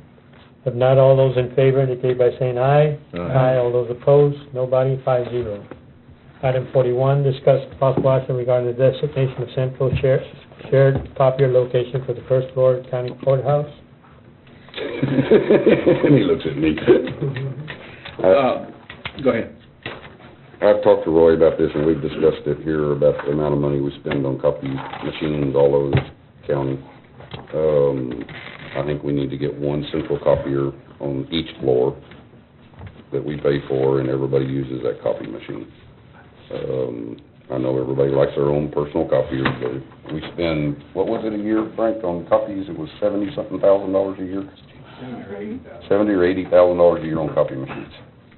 And I think we need to cut that cost. What will this bring it down to? At least half, right? It would at least, if you split it one per floor and then did the same in all the other departments, it should cut it, not all at once, because you have to wait for the leases to come up.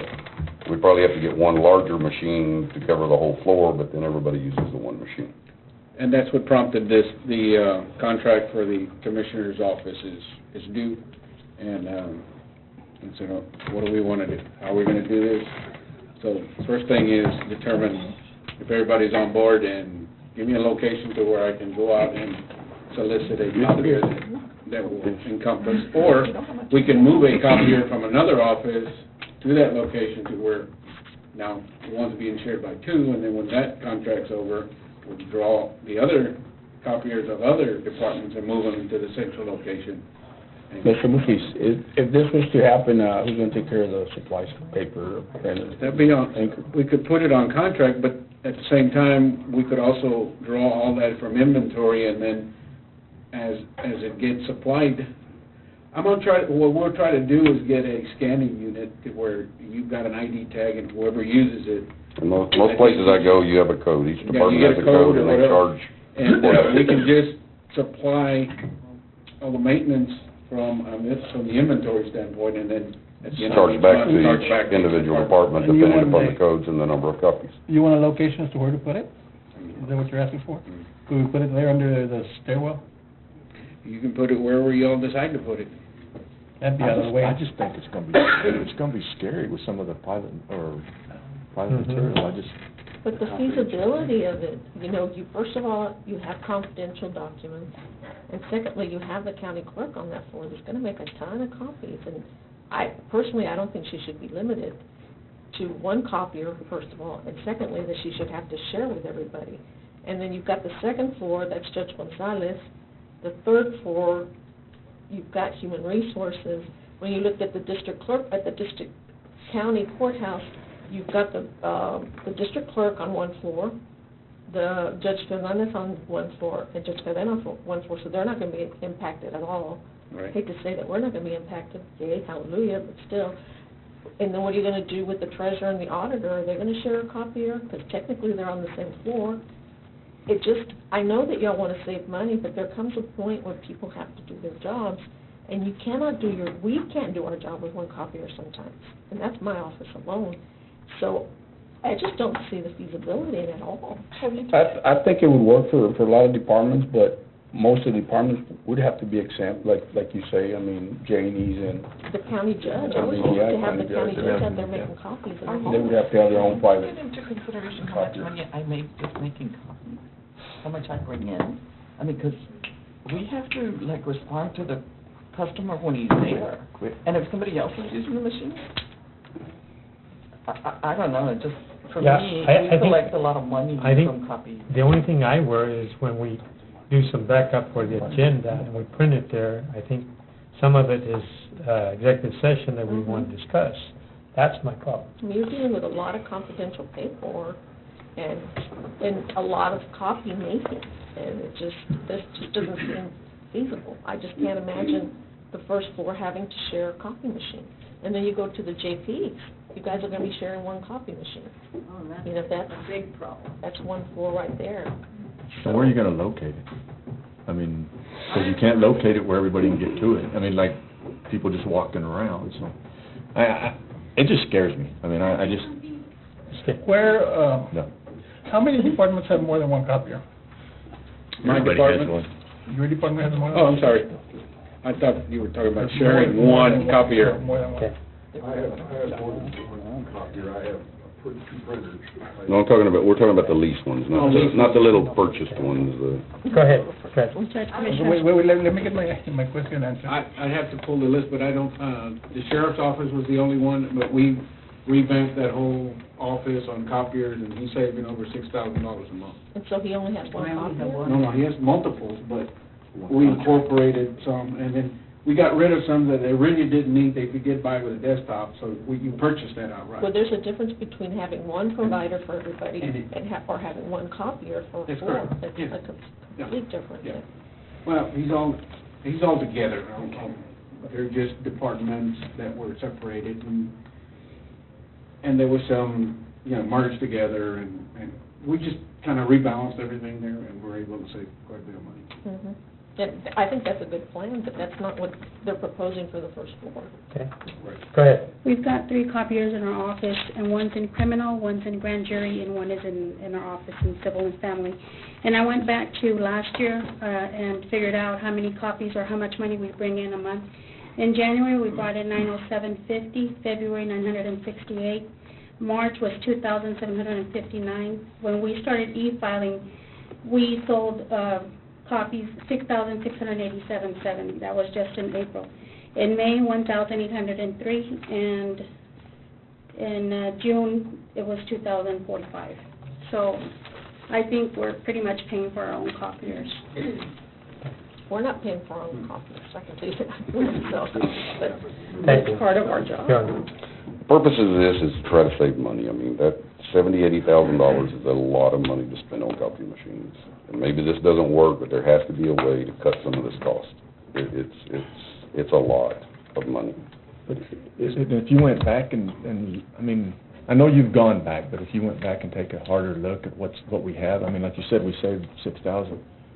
Look at our office, for instance. We pay, how much a month? $176. It's the current one. Yeah. And we have on that 7,000 something copies, and we make 1,000 a month tops. We don't even use everything that On some of that the we're paying contracts, for. we're paying more than we actually use. Mhm. Yeah. So, I mean, couldn't you just go back and readjust those? Well, as they come due, that's what I'm doing, I'm actually verifying. You're actually doing a Okay, good job. we've been buying 5,000 copies a month, how many do you really make? And the counters are there, and Mhm. and even the supplier sends me that information, because it's available. Every month, including this month, there's several departments that show more than one payment for copier,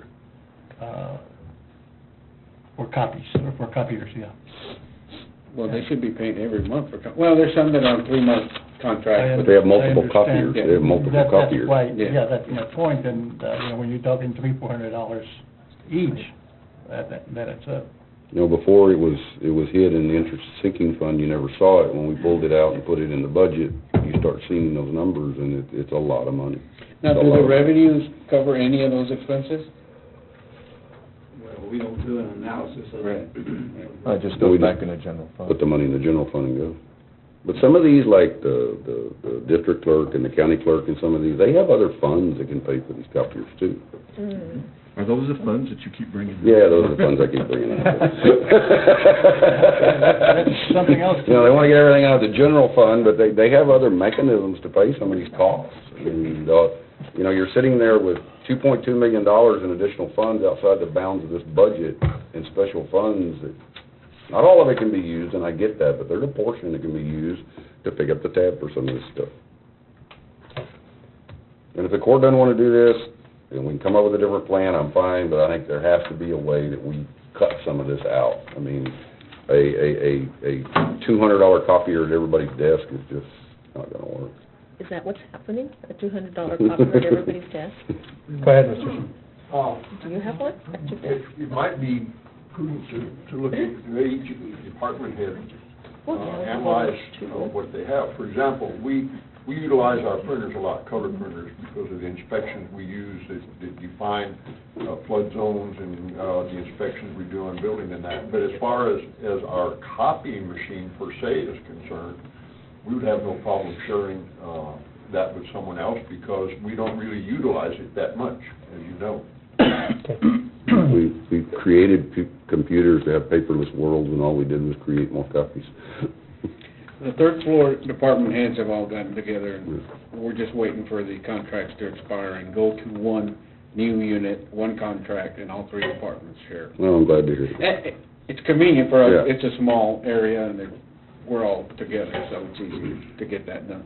And I can understand where other ones where you have to walk across the building to go get a copy. Okay, thank you. And maybe we can look at all the departments that way, let's say, the JPs, instead of having 4 copiers, maybe you can have 2 to be shared by, whatever is gonna work. As contracts come due, I will research their history and usage and then make the presentation to the court. We have to do that on long-term contracts anyway, so. Okay. As they come up, we'll review those. All right, excuse me, Ms. Coleman, did you? I just wanted to say that as far as the JPs are concerned, I think there's only one there that has at least copiers. The rest of us all have copier printers. So we don't lease any. I was just using that as an example, ma'am. Yes. Okay. All right. Thank you. All right, let's go to item 42, discuss possible action regarding the payment of list invoice from precinct number 1 that either did not have a purchase order or the amount was over the purchase order amount. They all have purchase orders. There was only one, which was the very last one, the one from First Rental, CAT. There was a $5,269.13 invoice, and that came about from I believe there was some damage done to the backhoe. They came in and tried to fix it. They took the piston with them back. They worked on it and determined it was unrepairable, so. Motion to approve. Okay, there's a motion. I want to speak to that one first. You want to second the motion, so we can discuss? Yeah, I'll second the motion. Okay, go ahead. On that one, Roy, according to my employees, it was just the seal. And to get to the seal, they had to remove the whole piston. And they decided to replace the piston. It was not, the piston was not damaged. It's just the seal that was leaking. And I would like to contest that one there. Okay. And then the one on the BNS, that was covered in the July meeting on order 16-269, says motion to pay 16-24539 and continue PO number 46051 and use same PO. So that was already covered in the July meeting. Okay. Well, that's fine. These were sent to me from the auditor's office. Well, they were sent to you, and then you sent them to me. Right, yes, sir. To present them for you. Yes, sir. So I'm presenting mine. The only research I did was on the last one, because there was no PO for that, and that was an unexpected invoice. Okay, there's a motion, second. All those in favor, indicate by saying aye. Aye. All those. Aye? Aye or against? Aye. Okay. All right, next, discuss with possible action regarding the lease of Justice of Peace Technology funds to purchase shared communications equipment for $250. They all have money? Yes. Motion approved. Second. There's a motion, second. All those in favor, indicate by saying aye. Aye. All those opposed? 5-0. Next, item 44, discuss possible action regarding the establishment of a non-contractual expenditure account for the Westgate DCC construction project. And this correlates with what Frank was saying earlier about drawing down the $910,000 to support this project, but there's no account laid out there to where we can go out and make expenditures on it. And for example, we were asked to put up some road signs by DOT, which were not in the contract, and they're not part of the contractor's project, you know, or proposal. So therefore, we have to go and expend that, and we would expend it from the 910. Motion to approve establishing an account for the Westgate. Okay, there's a motion. Second. Second. Any more discussion? Real quick.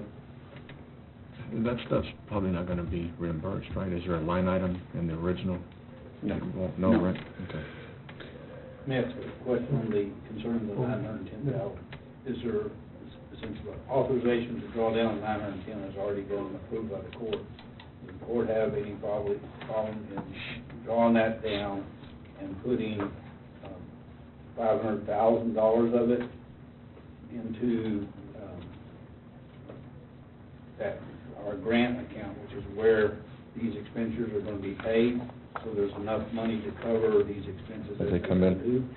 And so the other 510,000 would remain in the general fund, but realize that other 510 maybe need to put into that grant account. I just don't wanna put the entire 900. So do you wanna do 4 and 510? Is that what you're asking for? That's fine. I'll amend my motion to state that part to be put into the grants account and part to be put into this other account. Second accept. General fund account. Okay, second accepts? Second accept. Okay, there's a motion and a second. All those in favor, indicate by saying aye. Aye. All those opposed, nobody. Item 45, discuss action regarding the compensation schedules presented by Charles Willis and Associates. As we received the formal contract from Charles Willis and Associates for the architectural services for the Westgate project, both Carl and myself, Mr. Esser and myself, noticed that there was about $20,000 more, or an increase in their, versus their projected amounts. And I provided the letter where Mr. Willis indicated or gave us justification for that increase. And I wanted to bring that up to the court. So therefore, we could treat this as, Why did it go up 20,000? 15,000 for him and 4,500 for the representative. And his justification is that those were all numbers, they were very early numbers, and there was an update done. So like in 2 months, are these gonna be old numbers and you come for more numbers? How does this work? I mean, do we have a contract for X yet? We have not signed a contract because we ran into this dispute. In that contract, so we haven't seen the actual contract? We have the contract, we're just, Is there additional fees in that contract? no, just, this was what So we found. it's a turnkey price. They're not gonna charge us any of the, because in most engineering contracts, they have, these are your hourly rates for all this other stuff that goes on. Yeah, those were all. Those are all in there. In there, So yes. he can still come back and charge us, Well, it more depends on the money. change orders, I guess. I would, yeah, but the Think change that orders it's are already because, done. the change orders are because he messed it up. Why are we paying for it? well, we would, exactly, not the architectural part, That's how but architects work. Yeah. But this does not specify that these are gonna be the only fees. this is the contract amount to date. That's all I can tell you. It's very heavy on the, I did this for the city, and this is the way I did it for the city, and so if it Yeah. was good for the city, it's good for you. Well, we knew that going into this. The problem is he's got us over a barrel. We're All into this this information project, was and now we're, prepped to us before we went into this contract.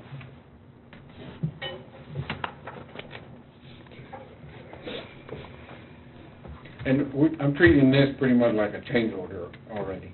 And if you were to approve this schedule, then we could go forward and sign the contract and get started. I don't see how we got a choice. Yeah, there's nothing we can do. I mean, we're stuck here, and they have us over a barrel, and Motion to approve, second. Second.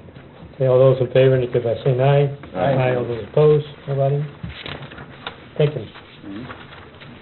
All right, now let's go to item 47, county general funds taxable value.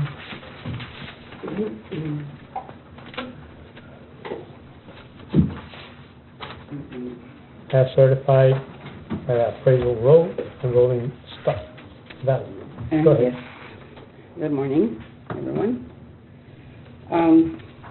So this is the information I have. County general fund taxable value for 2016 is $2,367,817,299, as certified by the appraisal roll, and rolling stock value of $9,774,418, certified by the Comptroller's office.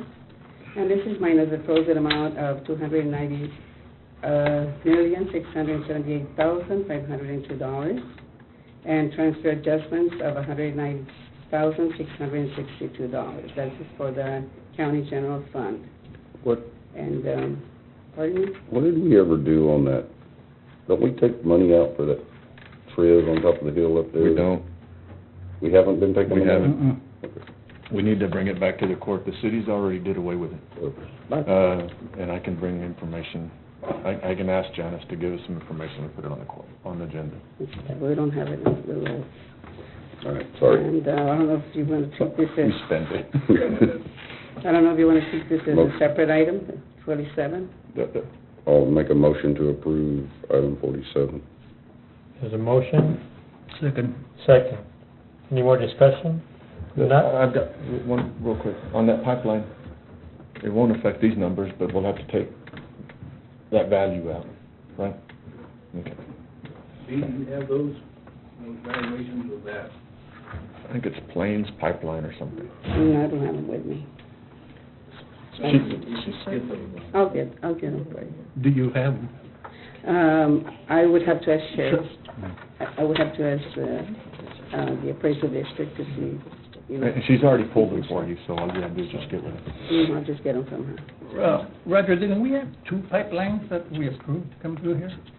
Well, we didn't actually approve the pipelines. You came to us with information on the 2 Yes, pipelines. it came information on the pipeline. You requested, what we did is we set a permit fee for cutting a county road by a pipeline. Right. And then what I reported to the county on the floodplain, development and floodplain permits that we required when the last one came through, but there are 2 pipelines. There are 2 pipelines. There are 2 pipelines. They're not in the same location though, right? The 2 pipelines run pretty much in the same location to a point where they Yeah. cross under 277. Then as they head actually east, one goes in right into Kinney County, and the other goes bored under 90, crosses Sycamore, and goes into Kinney County that way. But the court action was to, the first easement that we had, the first pipeline, their easement is what we were gonna take a value on. So what he just explained was, part of it, we're gonna end up with 2 pipelines, and the majority of it has 2 pipelines that go through it. And the only value that I'd received from Sheedy was just on, I think, Plains, or just on one. So that value's gonna be higher, and I don't even know if they've actually done the valuation on the other pipeline. Oh, Because, okay. well, you know what, I know he We didn't, didn't because the guy told me he didn't, he said, I've only got one, and it was 58 million. So we need to get him back out there to look at the other one. I'll go ahead and ask her about this. We can discuss that. Okay. I think the order, though, was for that first pipeline, that's the value. Well, the order was for whatever was within that easement, because we actually knew that there was gonna be a second pipeline. And instead of saying the pipeline, it was gonna be whatever was within that easement. But we only had valuation according to Sheedy, and that guy that does the valuation for stocks on oil or whatever, he said he only had one. And I told him I thought there was 2 in part of it, but I didn't know for sure. He says, well, I know that I don't have the other one valued in there. The second pipeline a large portion of it runs adjacent to or parallel with the first pipeline, but on a separate easement. And this affects the tax rate? Yes. Okay. Well, it'll affect the dollar amounts. Mhm. I don't know if this would be included in here. I would have to ask. No, it's in there. Okay, yeah, so it is. Okay, there's a motion and a second. All those in favor indicate by saying aye. Aye. All those opposed, nobody, 5-0. Item 48, farm to market value. The farm-to-market value of $2,351,339,079, and the rolling stock value again for $9,774,418, minus the frozen amount of $289,815,530. Why are those different? And transfer adjustments of $122,075. Why is the farm-to-market evaluations different than the general fund? I forget. Well, because some of the probably the over 65, not everybody has both county and farm road. That's what I think. Tax the same for everybody. I mean, everybody pays the farm-to-market and the general, the other one. I just wonder why the evaluations are different. Mm-hmm.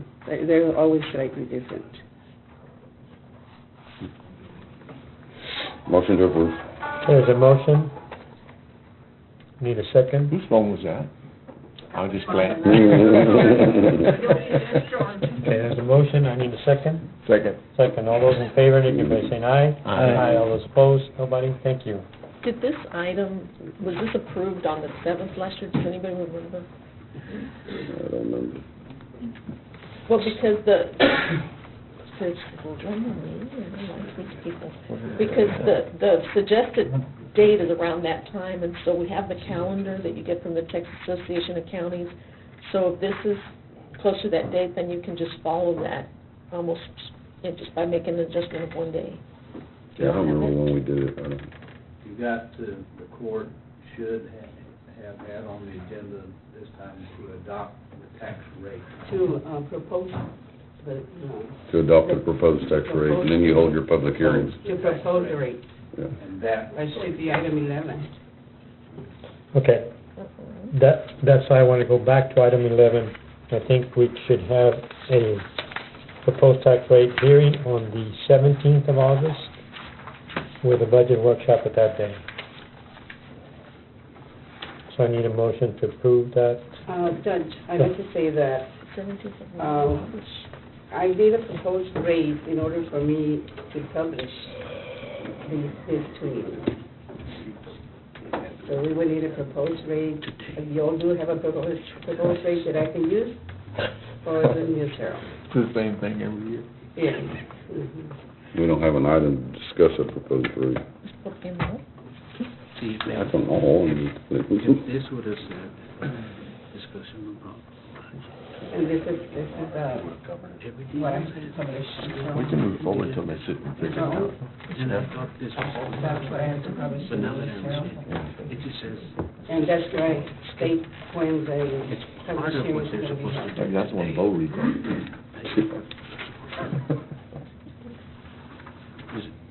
No way. Just move on and they can figure it out. Or the one that she just proposed. All right, Let them figure it out. All right, let's go now back to item 49. Discuss the possible action on requesting authorization to make the following changes on the existing Valverde County Sheriff's credit card from old credit card name Juan Soto to Fidel Navarro. Motion. There's a motion and a second. Any discussion? What happened? You just need it changed? Yes, Mr. Schultz is no longer an employee of the county. Okay. Okay, there's a motion and a second. All those in favor indicate by saying aye. Aye. All those opposed? Nobody, 5-0. Item 50, Sheriff, I think we should table it because the agenda item does not fit the grant. It does not say surplus. I looked at it. It was formerly known as the 1032 program, and when we received the information, it identifies that as the Yeah, but the new one does not say surplus at all. I looked at the new one, that's why, Does it matter? It's a state line of operation between the state of Texas and Belgrade County Sheriff's Office, and in the old one, it states formerly known as the 1033 program. yeah, but it says the program is also known as 1043 program or the LSO program and administered by that, but it does not say that's a totally different program than the surplus program.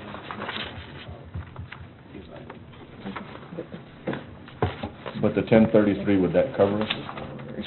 Texas 1033 property program? I don't think so. Council? Council? We're on the budget right now. Look. Item 50? Item 50, look at the,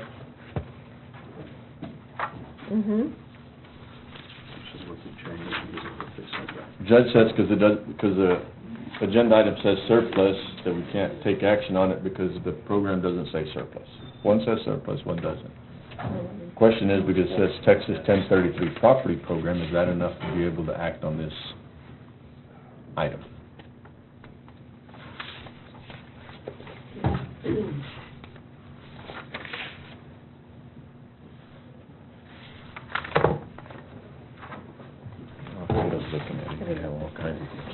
see, this one here deals with drug, counterterrorism, border security, it does not deal with surplus. Surplus.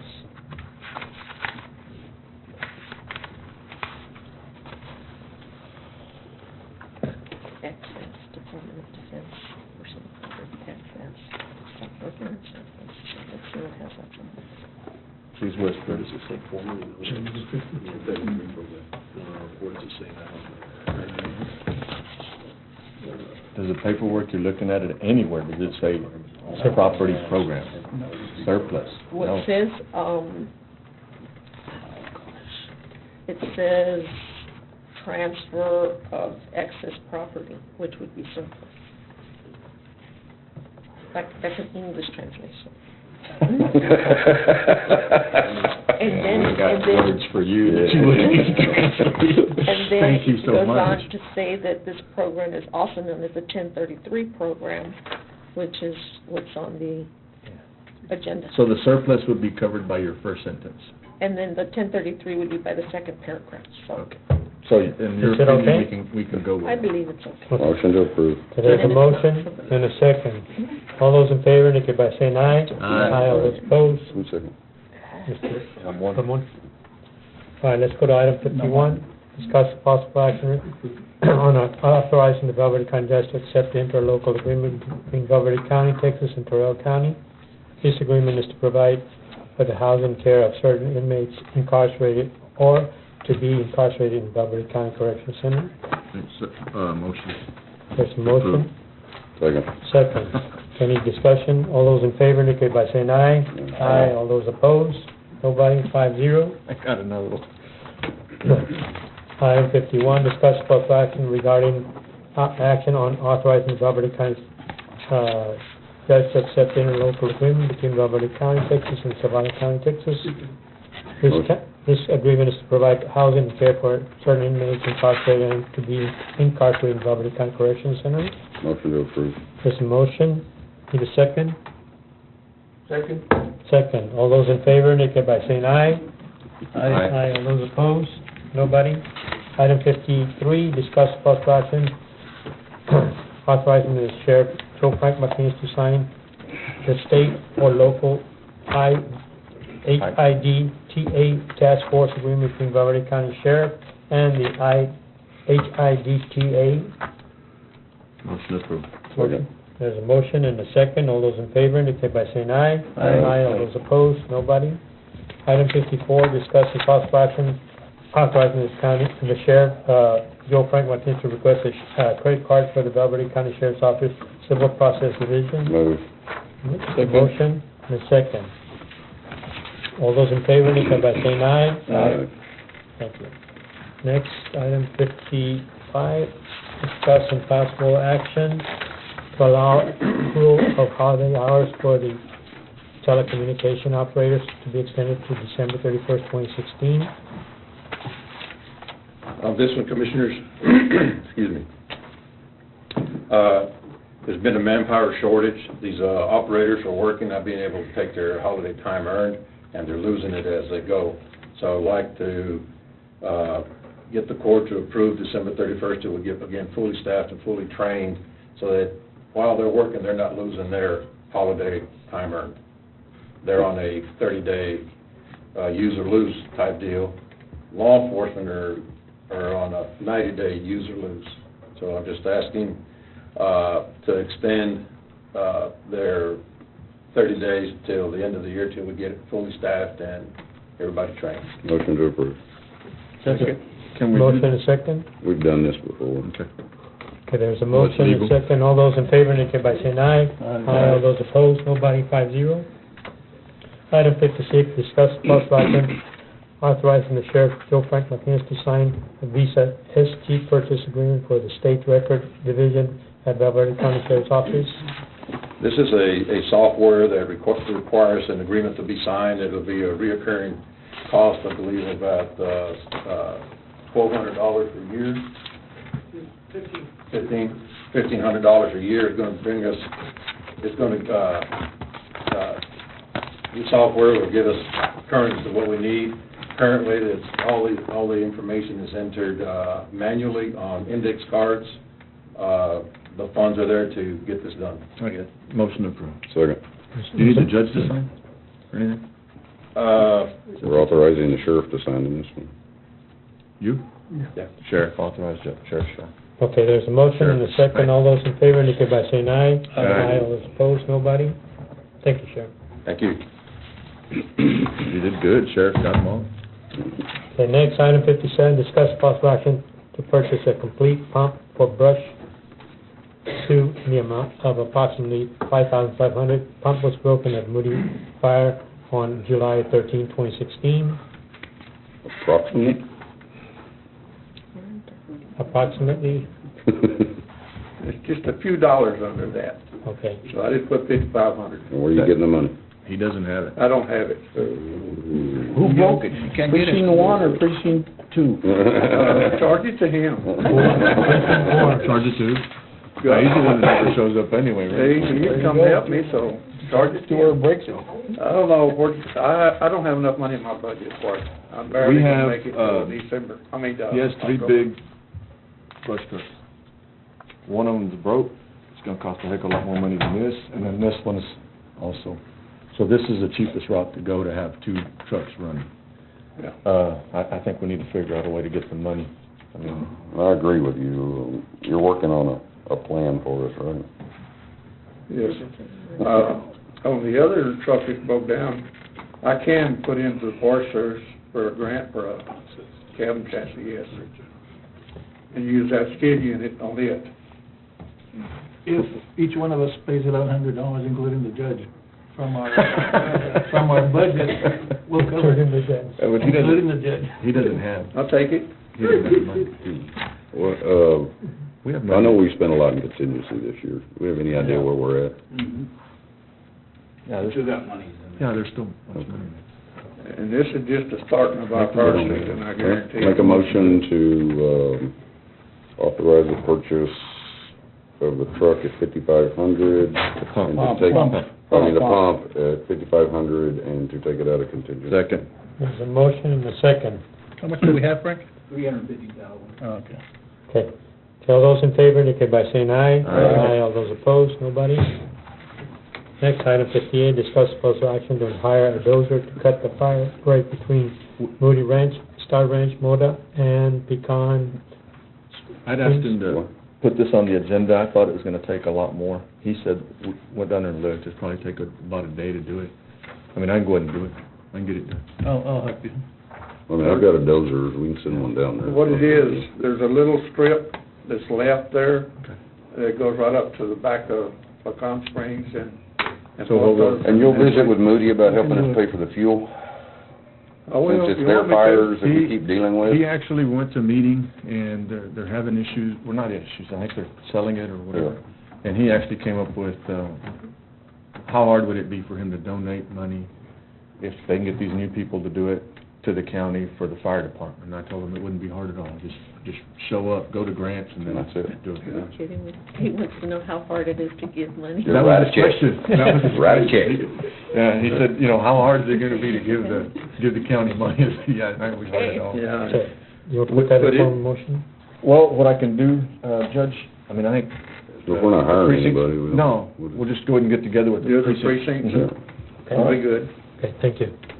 All right, next, item 58, discuss possible action on enacting a 90-day burn ban for Valverde County. So moved. Second. There's a motion, a second, all those in favor, indicate by saying aye. Aye, all those opposed, nobody. Do we have drought conditions? Yep. That's the basis for No, the they order. do. They meet the All right, the drought monitor. thank you. Item 16, discuss possible action granting the library permission to allow to discard books to be donated to the Friends of the Library For a book sale. for book sale. Who's selling the books? I think it's gonna be a... The Friends of the Library are selling them? Yeah, Okay. basically. And then the money goes, We'll help them out, but the money ends up coming back to us. motion to approve. Okay, there's a motion. I need a second. Second. Second. All those in favor? Question. Oh, sorry. This came up before, Counselor, and I think at that time we decided, or we were told by your staff that, they needed to go out for bids. So they need the auction. Auction. It's surplus. Surplus, right. Yeah, so they're going to auction. So it can be done. It can be done. We just have to declare it surplus in order to sell it. Okay. I just feel like the auctions are bringing in next to nothing. The Friends do everything to support library programs. So the big issue has always been storing and transporting the books, but since there's a designated area for their book sale in the new building, we can just streamline the process. Okay. Okay, there's a motion, a second. All those in favor, indicate by saying aye. Aye. All those opposed, nobody. Next, discuss a possible action regarding the request of a credit card for book lodging for library travel. Move. So moved. Do it, second. Second, all those in favor, indicate by saying aye. Aye. All those opposed, nobody. Item 62, discuss possible action regarding librarian, to provide time management and print management. This, you'd come to us the other I day. have, I finally got the contract that you gentlemen insisted upon. Mr. Martinez has, actually, if we look at items 62 and 63, it's, they're both basically about bringing the library into the 21st century as opposed to putting it back into the 19th. Mr. Martinez looked at the contract. We Okay. suggested some changes, they made some changes to the contract, so Motion to approve. they're okay. Okay, there's a motion. Second. Second. All those in favor, indicate by saying aye. Aye. All those opposed, nobody. And just to clarify, it's not that we're insisting, it's that the law requires it. Okay. Well, that's why both of these companies keep contracts on hand, just for dealing with entities like ourselves, so. Okay, and item 63, discuss Meaning possible governmental action entities. regarding Apollo Biblionics to replace Library Corporation. Do you have a contract for this one? Same thing, yeah. You do have a Look at contract? both of them, yes. Because in here it says that they don't do contracts. Well, that was where we were initially, but when I prodded them, they said they were able to provide They a were, contract, okay. which I sent to Mr. Motion to approve. Second. There's a motion second. All those in favor, indicate by saying aye. Aye. All those opposed, nobody. Thank you, Ms. Bowman. Thank you very much. Have a good day. Next, item 64, Treasury Report. Good morning, Commissioners, good morning, Tom. Morning. Morning. Good Right off the bat, Yes, sir. the ending balance 1.9, just for clarification this time, does not have the 910,000. Does not have the 910,000. We need to draw that first. Okay. Motion to approve as presented. Second. There's a motion and a second. Any discussion? Why are we so high in interest and sinking funds? Why? Again. Why? What did we not, is there something missing, a payment? Oh, okay, the payment, okay. But if you take all our payments, after everything's said and done, you still have $3,097,651 in there.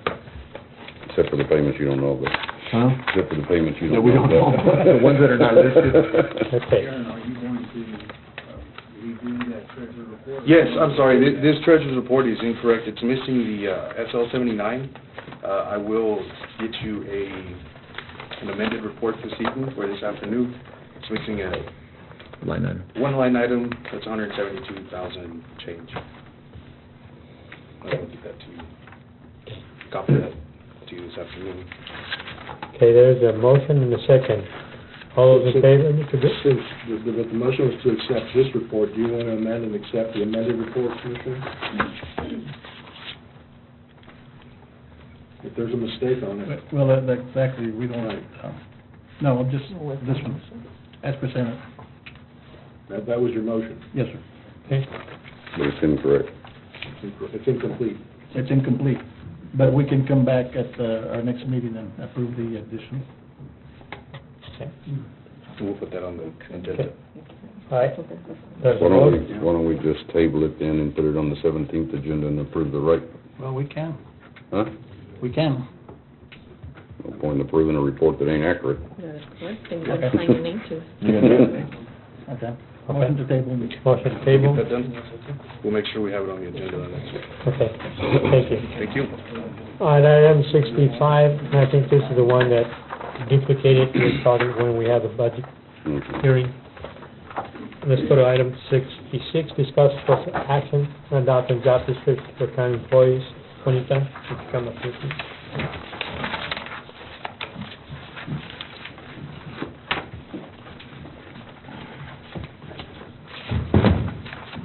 In my initial memo to the court, I indicated that I had two departments that were not complete, but I did meet with them on Friday.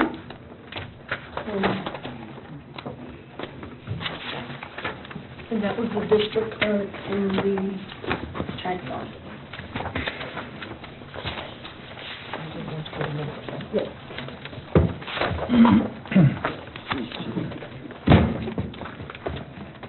Back in December, the court had asked that I obtain a signed document from each department approving their job descriptions. I believe the only one I do not have is the attorney. That is correct. Why don't we have the attorneys? Does the attorney have some questions? Okay, what are your questions? I have an item. Oh, okay.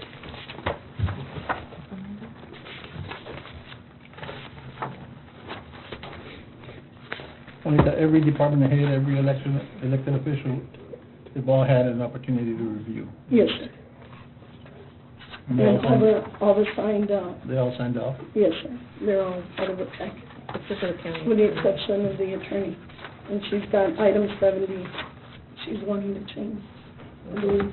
That is correct. So can we put both of them together, or how do we do this?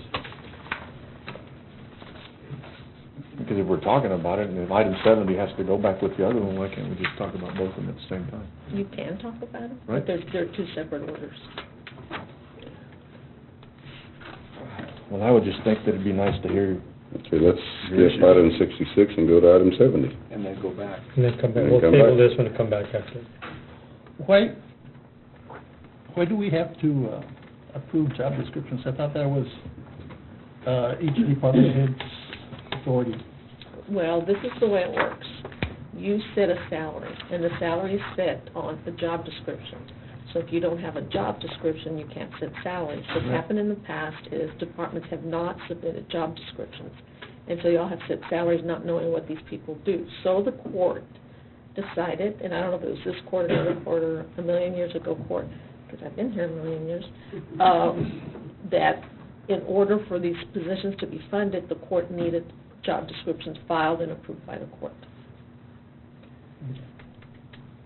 So do we have that now, right, except yours? Well, except for... Well, actually, y'all have job descriptions for everybody in my office that have been approved by the court. These are new job descriptions. Oh, okay, all right. So do we need to approve the new ones, or we just go off the old ones? Well, I think it was... Since they were already signed. The new, the ones that have been signed and approved by the department heads, they're indicating to the court that those are accurate job descriptions for the employees, so you can approve those. Okay, but we were gonna do 70 and then go back. Yes, you're right. Yeah, so what... So we can get them all done at one go. Yeah, what issue do you have with the 70? Are we okay with item 70? What's item 7? You're right. Yours. which says, well, yeah, the reason I need the title to change is because we've had a lot of discussion about administrative assistants and comp So it's time. just one person, Mhm. one One title. to So you want the title? Have you given that to her, that way, or not yet? Given what? The title, the description? They had initially submitted administrative legal assistant. And you want it to now it's change to what? Executive. Executive. And you have that? Well, now. You I have the, just you saw have the it. new title, okay. Now I do. You have it. You have it But now. did the job description in there change? How much more money? None. No, that's. Frank, we could give her comp time. I mean, that's what they're intending to do, so if Sonia gets comp time, that's good for Sonia, but not good for me, or you, or anybody else. So all you want to do is change the title? Yeah. Is that right? Okay. But the job description she has is Fine. the same. I don't remember. I don't know. I'll look at it. I don't either, I mean, we're fixing to approve it. Yeah. What's the one probably that you typed up anyway? Right? No, I typed them and then they were changed completely. So that's why I had to go back and look. Readjust, okay. And What- change it. But it's change not it back just to- this one, all of mine were changed. But is that, for the one that you want to change the title, is that the right job description? I will read it and let you know. Okay. So we can't take action on 70 or on 66 right now? Well, you can take action on 70, you can change the title, but we can't take action on 66 because we don't know if that's the job description. Mhm. What was the two job titles? What's changing from what to what? Okay, what, From administrative assistant to executive assistant. Motion to approve that. okay, wait a minute, let's go back, I haven't said that. Let's go to item 70, discuss possible action regarding changing the title of Alberta County Attorney Administrative Assistant to Executive Assistant. Motion to approve change. Okay, there's a motion and I need a second. All those in favor, indicate by saying aye. Aye. Okay, before we continue, we need to call a budget workshop and a tax rate hearing for this Friday, according to Roy. Is that it, Roy? Well, I presented to our attorneys, and I haven't. Which is what I was working on, and that's why I wasn't paying attention. Now, are we having a budget hearing or a budget workshop? But- Hearing. Workshop, Okay. Then you can do it at once, because if, but we have to set the rate by this Friday. Right. I won't be here Friday, so, but that's fine. Said by Friday. that's fine. See how you are? Sorry. Let's go back to item 70. So I need a motion to set the Okay, what item are we on now, Judge? I will go back to the 11? 11. Wow. Okay, so what do you want to set? I want to set a budget workshop and a tax rate hearing for this Friday, the 12th. Okay, I need a motion for that. Why do we need a budget workshop? We just need a tax rate, right? Well, we're gonna have a workshop on Monday. Monday or Tuesday? I thought we just did one for the 17th. Okay, well, we need to first clarify, are we having workshops or hearings? Because if we're having hearings, then you have to publish. Workshop. If you're having workshops, then just as long as you You do the can't have a hearing, 72-hour there's not rule. enough time. Hmm? There's not enough time to have the hearing next week. Because we haven't So the one published. for Friday, all we need is to set the rate. You need to vote on a proposed tax rate. And we can do- Or we can set the two hearings. And we can do that on Friday? That's what you're saying? Yeah, line item 11 or 7. Didn't give us. Stretch it out to be able to do that. That's what I'm saying, we need a meeting on Friday to be able to vote on the proposed tax rate. Yeah, That's but it. then after that, we're gonna have hearings, right? Right. That's gonna be the last The workshop. hearings would be Once you after. pass. Once you pass that, you First got hearing would be Set your hearings. 7 days after, Yeah. all of us. I mean, all we need on Friday is just a meeting to set the proposed tax rate. That And is then we'll correct. figure out the hearings later. You are right. Okay. Excellent point. So do we need, does the court need to take action, or you can just set an When you agenda? have that We have to meeting, set you it. could incorporate, I think you were working on a budget workshop to work on. Yeah, but it would be nice if all the commissioners were here for the budget workshop. Yeah. Okay, So the budget So workshop, I'll- we can leave it for the date that it was, the 17th. yeah, and then we'll just set, Okay, The new you can do the, you can set a meeting meeting. without our. right, yeah. But I need You're to okay. have a I'll make a hearing. motion to have a is it a public hearing or just, the setting of of the tax rate on Friday, what is the date? 12. To discuss the proposed tax rate. To discuss the proposed tax rate. Okay. Discuss and adopt. No, we're not adopting. Not yet. Adopt and vote. Yeah, It's we okay, can just put adopt discussed, to and we can do have whatever. hearings. It's too much, It is too much. yeah. Say that No, again. to set, You have to adopt. We're setting. After the hearing. to discuss and set the proposed tax rate. Set That's what public we're doing. hearing. Okay? Yes. Okay, there's a motion, we need a second. That's not correct. Okay. That's not correct. There has to be a hearing with the setting of the rate. You'll get an email. There has to be a hearing? I thought we were gonna set the hearing. No, we set the rate and then we have to hold the hearing You later. propose the tax rate, and at Then you have the same hearing. meeting, you're gonna let me know when. What, you're gonna have the public hearing for that, Okay. yes. Second Yeah, all hearing right. is gonna be. The Then motion is adoption is we're not- after that. Right. You can't have a hearing that Until day. after Not you until set. we set the rate and then you gotta publish the hearing. The publication is very, very important. Okay, there's a motion and a second, all those in favor, indicate by saying aye. Aye. All those opposed, nobody? Thank you. All right, now let's go back to item 67. 66? Can I have all my? Right, no No, more. 67, because, So we're still not gonna be able to adopt the job No. description? until she's reading it. Okay. Okay, let's go to 67.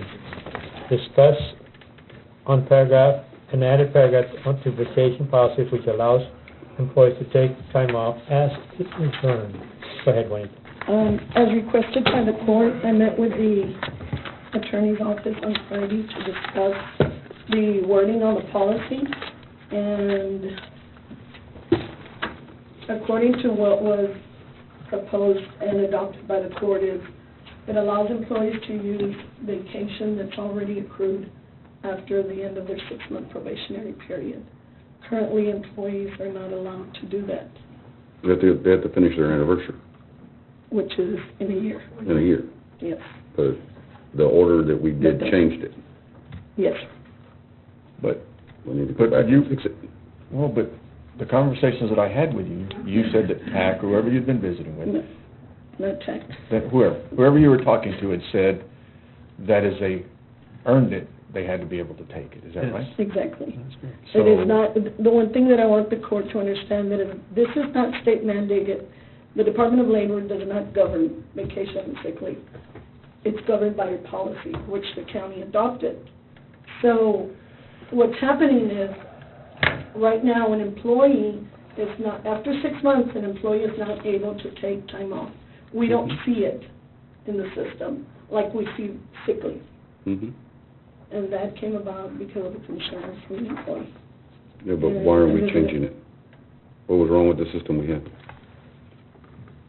There was no ban on taking it. You had to wait for 6 months, and then you could take it, but the title system doesn't report it.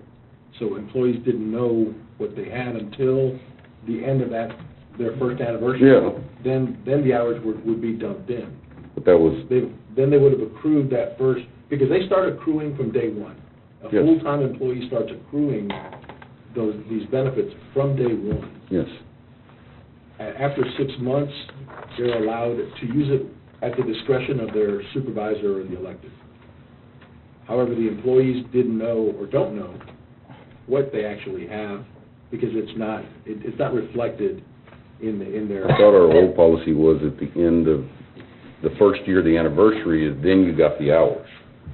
Now it's 6 No. months. No, it's In the manual itself, the new version, it's at the end of 6 months. Then they're allowed to take vacation time that they've earned, which is on a monthly basis. And that's what we changed. Somebody, when this policy was published, changed the first paragraph. On page 28, it says employees who are regularly scheduled to work 37 to 40 hours per week and who have worked less than 5 years in that position are eligible to receive vacation they earn at a rate of $8. That was not the policy ever before. When this was reprinted, whoever did that changed that paragraph. That then caused the confusion because after your 6 to 10 years, you have to work a full year to Yeah. accrue. Yes. So now people, according to this policy, the way it's printed now, people that work 0 to 5 years, as soon as they earn a accrued vacation, they're able to take it. Once in your 6th year, you can't take any vacation, you have to wait a year and accrue it. We need to go back and That's how it's fix written now. it. So we need to go back and fix it. When? Why? Because After the that's what 5th year. This policy says. Not with the way that, this amendment that we approved, it says after 6 months, when you accrue, you are able to take it, which before, the employees were under the false pretense that they had not earned vacation until after the 1st year, then until after the 2nd year, then after the 3rd year. That's correct. And that is not the case. They earn on a monthly basis. So if somebody's been there a year and a half, they've already taken their 2 weeks for the 1st year, they've been there 6 more months, they've already accrued 6 days. And if that employee needs to take those 6 days, or wants to take those 6 days, we cannot deny him or her Why? taking those 6 days. Yes, you can. Because if not, yes, they've already been earned. We are giving them earned vacation at 1 day per month. What's going to happen, if that is I'll use me as an example. I have now accrued another 100 and some odd hours in vacation. I haven't earned it because I haven't reached my anniversary date. By changing this policy, now whatever I have in accrued is going to be earned. So next month, when I quit, y'all are going to cut me a check for those 110 hours. Only what you've accrued from the end of your anniversary to your departure date. No. Not the whole time. No. Yes. Otherwise, you're taking hours away from me. No. I had accrued, worked a year, accrued, and then earned, all right? That's the way it has always been. You work a year accruing, and then on your anniversary day, it transfers from your accrued bank into earned bank. And then in the following year, you start accruing again for the next year.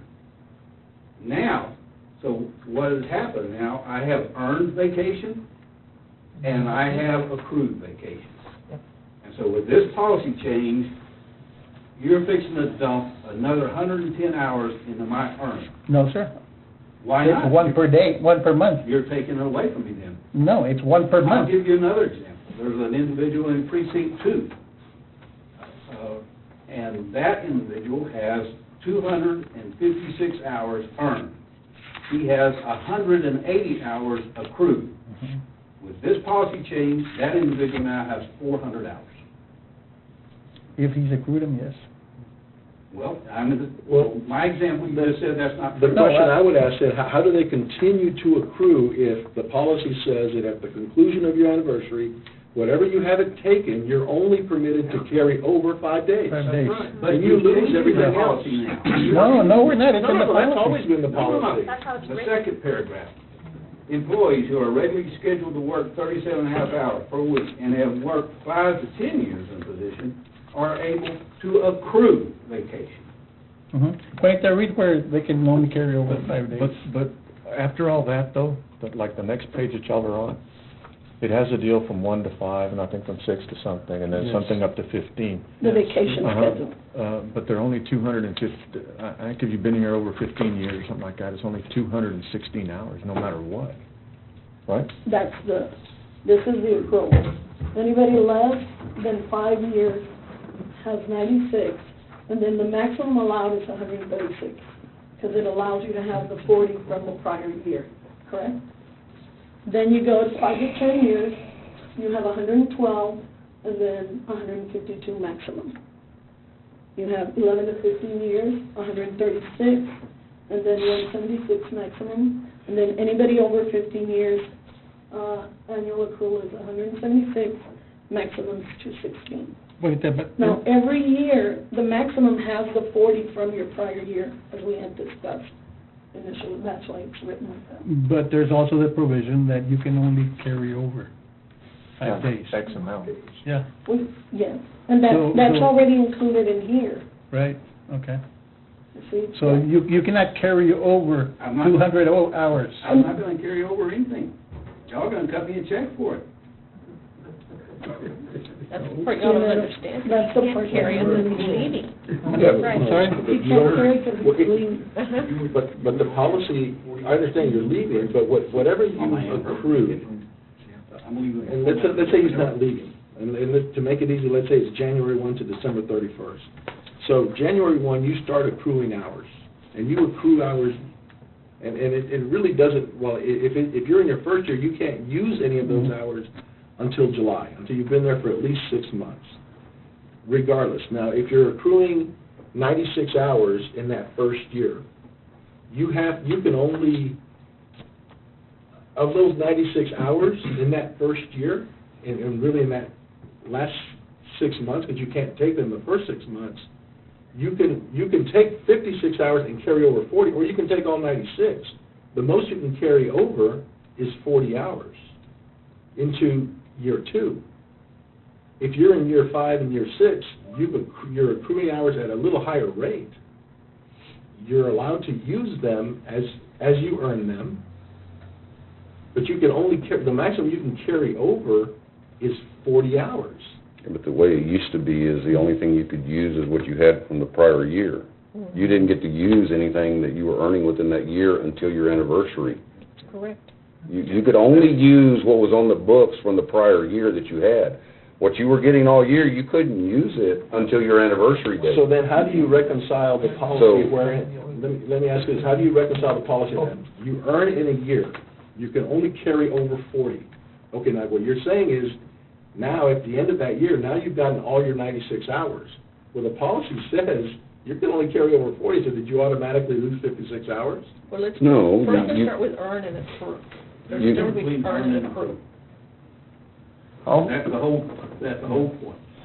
The policy has always been, you accrue for the first 12 months, and then at your anniversary date, You earn. you earn them. So those 96 hours on your anniversary date are now in an earned bank, and you're able to take those. And you have all year to get it done.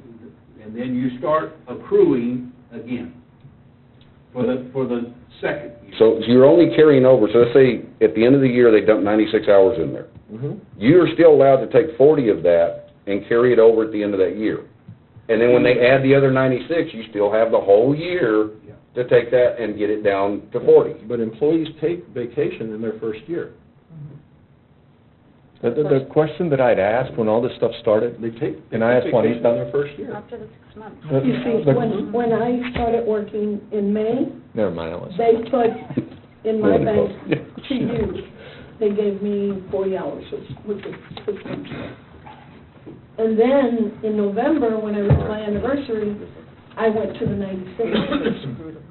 And you're allowed to carry the 40 into your second year, not anything in excess. But the question that I, Frank, I just get a big check. And the question that I asked you is how come we had made the change? And you told me that whoever the heck you'd been visiting with, that they had said that if they earned them, or for every month, if they accrued them, they had to be able to take them. That's where all this started. Yes. And is that a law? Because the way you told me is that, The Department of Labor does not govern then that's not what vacation you sick. told me. Well, I told you that the No, you told Department me of Labor does not that, govern you told that. me that, and that's how come all this got started, was because that for every month or whatever, you get a day or whatever you get for how much, a day for every month or something, so many hours. Depending on your years. And that's what started this whole discussion, was because you said that whoever you talked to said that that was theirs and we couldn't take it away from them, and it was theirs then. That's what changed it. That's the discussion I had with our legal department. And I think y'all are kind of saying the same thing, but you're looking at it from different angles, and this is what I'm hearing. Well, The DOL does not dictate to an That wasn't entity what I was told. that you have to give vacation. That wasn't what I was told, that's what started all But if this. you give vacation day, if your policy says you're giving vacation, then you have to allow the employee to utilize it. We're not denying the employee the right to utilize it, we're just telling you you have to wait till the end of your year to utilize it. But that's not in the policy. Yeah, but that's why, that part Those needed to be. Then that part is what needs to be put in the policy. Yeah, and then the second part. Not everything that we Yeah, did, there are because what we did is we two allowed them parts to go ahead and take them. And that's where we're coming up with the 100 and some odd hours because he had it from the previous. I started 10 years ago, and my first year, I had vacation time that I could No. take, and I took it. No, you did not. Yes, sir, I did. No, you did not. I took it, Frank. Yes. 20 times. It's very bad then. If an employee has been here 12 months, at the end of 12 months, they've used their sick leave, they've used their vacation time. After the 13 months, how many sick days do they have? Sick days? Yes, sir. Yes, ma'am. After the 13th month, for that 1 month, they've accrued 1 sick day, right? No, All they full-time- accrued the whole year. But I know what he's No, saying. no, no. They've already used it, but I don't want they've already used it. Oh.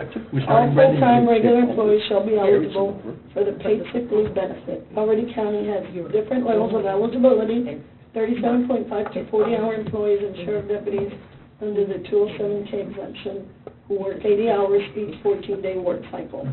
Employees who are regularly scheduled to work 37.5 to 40 hours per week shall accrue sick leave at a rate of 8 hours per month. Okay, so the answer to my question is, yes, they've earned 1 sick day. Yes.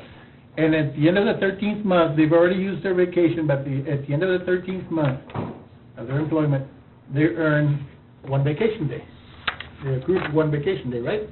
Because they get 1 per month. Yes. Commissioner Okay, Ramon? so let me finish, please. If this employee gets sick and they're out a day, can they use that sick day? Yes. Okay. If that employee, for whatever reason, needs to be off, and they say, Any I've earned. earned a vacation day, I've accrued a vacation day, can he take it off? No. Right now? No, right? Why not? They've earned both?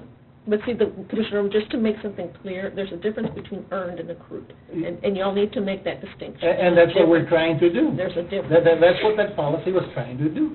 Make them both alike. But they're not alike. Well, if you're... Sick leave's always been different than vacation. If you have accrued, then what this is saying is if they've been accrued, you've earned them so you can use them, just like with sick leave.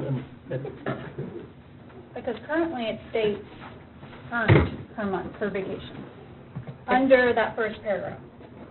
So that's what, for instance, new employees who have gotten this circulated copy of the policy, what they're reading is that they're earning 8 hours per month. I agree 100%. That's what this says right now. I mean, that's That what I'm has saying, never that's not an been issue. law. But that's not So the issue. whoever has this reprinted, change that first paragraph. You approve. But that's not what this says. Right, exactly. Does anybody have a copy of the old one? Yes. I do. Okay, because I need to look at the old one, I don't remember. I've got the one that was given to me when I was appointed, and the only changes that we've made within the court have been 3 changes. So I don't know when the change that Frank was talking about was done.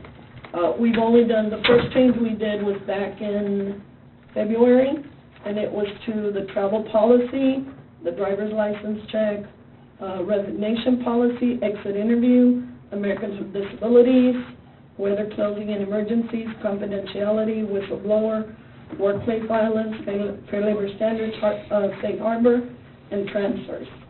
The second change that was made was in November 9th of 2015, court order, and that was to change where pay at termination, we had 2 paragraphs. One said, if you were here at least 6 months, and the second one said 12 months.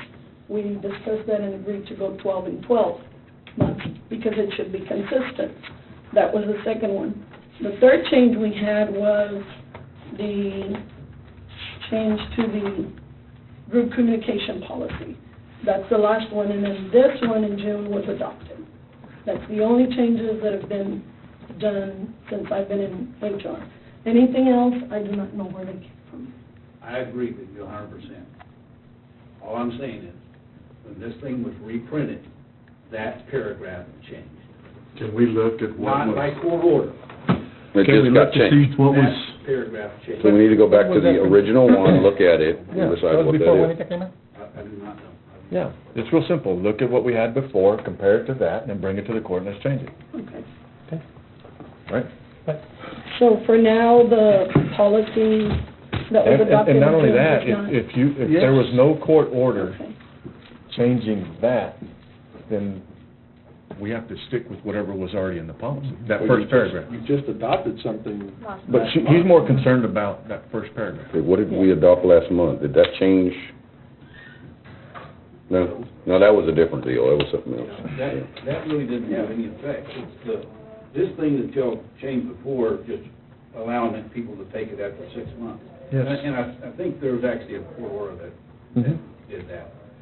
I mean, I don't have a problem with that one. My problem with this first paragraph. Okay. Is it Can you look? people 0 to 5 years. Can you get with him and get a copy of the older one? And make sure they match some of the older ones you have? Yes. And just look, if you don't mind, research, check and see if there was a court order changing that one paragraph. If there wasn't, then you automatically have to go back to whatever the old one was. I do that. So you don't have a problem with the new change? The change that y'all did about 6 months, No, the one that we did last month. no, because all that's talking about is 6 months.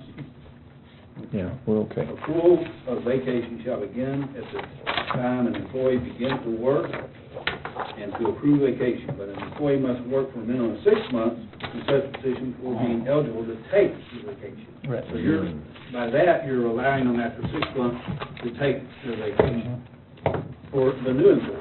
And then that's a supplement, and then you go back to your regular employees and this. But how are they gonna take it in 6 months if they don't have anything? Well, that's what was changed in this. What do you mean they don't have any? You accrue. No, because what we're saying is you accrue for the first year, and then it goes into your, No. It didn't say that. It no, but says- the old policy we had, The you old accrued for the year, Yes, and then it went into your bank, and then after that, you start taking time. yes, This changes it to say it accrues for 6 months, then it goes into your bank, and then you start taking it. yes. But then it goes further, because if you use me as an example, when I explained to the judge, in November of 2015, I had 10 hours left, okay? December, January, February, March, April, May, June, July. I've already earned or accrued leave, but I can't use it. I cannot go to the judge and say, I want to take 2 days or You a week accrued off. it, you didn't earn it, you accrued it. You didn't earn it until the end of which now we've changed from 1 year to 6 months. So that's what they're... On that's the new employees, and then after that, but everybody else has to wait a year to get that other piece. No. After that, It's the same, Commissioner, if you're earning it, you can use it. The old one? If you've worked 3 months after your first year, you have 3 vacation days, you can use it. That's what they're saying. It'll say the same thing. You're earning them all. Yes, because I sat down and we went section by section. I just didn't know what it was that he said was added, but everything has changed. So that, the 2003 handbook or says the same thing as the one? 2003, says the same thing. I don't know, Well, that one, Frank, that one doesn't make any sense at all. If you read all the policy, it doesn't make sense. Because it's earn, accrue, earn, accrue. So why don't, This is an interchange. so basically, we need to change the first paragraph in the new, But just to keep in mind that earn is like when you I sign a understand. promissory note, and accrue is when you sign a promissory note, and earn is when it's due. you know, you don't need to dumb it up for me. I got it. I was gone, so I didn't know if y'all got it. Right, it's like, do you understand? Yeah, I do. I knew that I was joking. Let's move on. The intent is for everyone to be treated the same. Yes, That's correct. yes. That's correct. Okay. Thank you, Linda. Who's gonna look at bringing that back? Ramiro? So what's That the first conclusion? paragraph? Yeah, why don't the committee meet? But what's the conclusion? I don't know that we have a No conclusion. conclusion. We're gonna look at the first paragraph, We- Look at the whole thing. and next month we'll look at the second. Just the first paragraph. Well, I think that's a good plan, Commissioner Juan. I'm sorry? First the first paragraph, and then next one. And then the second one, yeah. the third one, one at a That's time. the way county government should work. Yeah, I've got it. Did you look at your job description on I item 66? did, I sure did. Did you Can like, we deal with it, or no, Just made a little change, few changes. So we're okay? Well, so can you add it and then we just vote or, on can, it? can you sign that paper so that you can, we can vote on it? Do I have to read it one more time, because I was being interrupted, oh, no, you read it. I was being interrupted, I can't read and write and do Can we vote research to all at the accept, same Anna? time, and text and read Can my we email. vote to accept already? Yes, like on 66, Judge? yes, okay, let's go back to I'd like to make a 66. motion that we go ahead and approve the job. We can't vote description to for county accept it. employees as presented. Okay, But she doesn't have mine, so yeah. Yeah, that's just it, you're not accepting hers because she hasn't submitted it with a signed deal. She said we could. Yeah, I did. Yeah, just not hers. She doesn't have mine. Just not hers, we can accept everybody else's, just not We'll bring hers. her into the court. Oh, you can table it until after executive session. It'll be ready by then. Yeah, we'll go through. Okay, yeah, I want to sign one just like all those. all right, we're gonna table that. Okay. Thank you. All right, now let's go to item 68, monthly auditor report. Move. So move. Second. Second, all those in favor, indicate by saying aye. Aye, all those opposed, nobody? Aye, aye, aye. Next, 69, discuss possible action regarding the budget amendments for fiscal year 2015, 2016. It's contagious.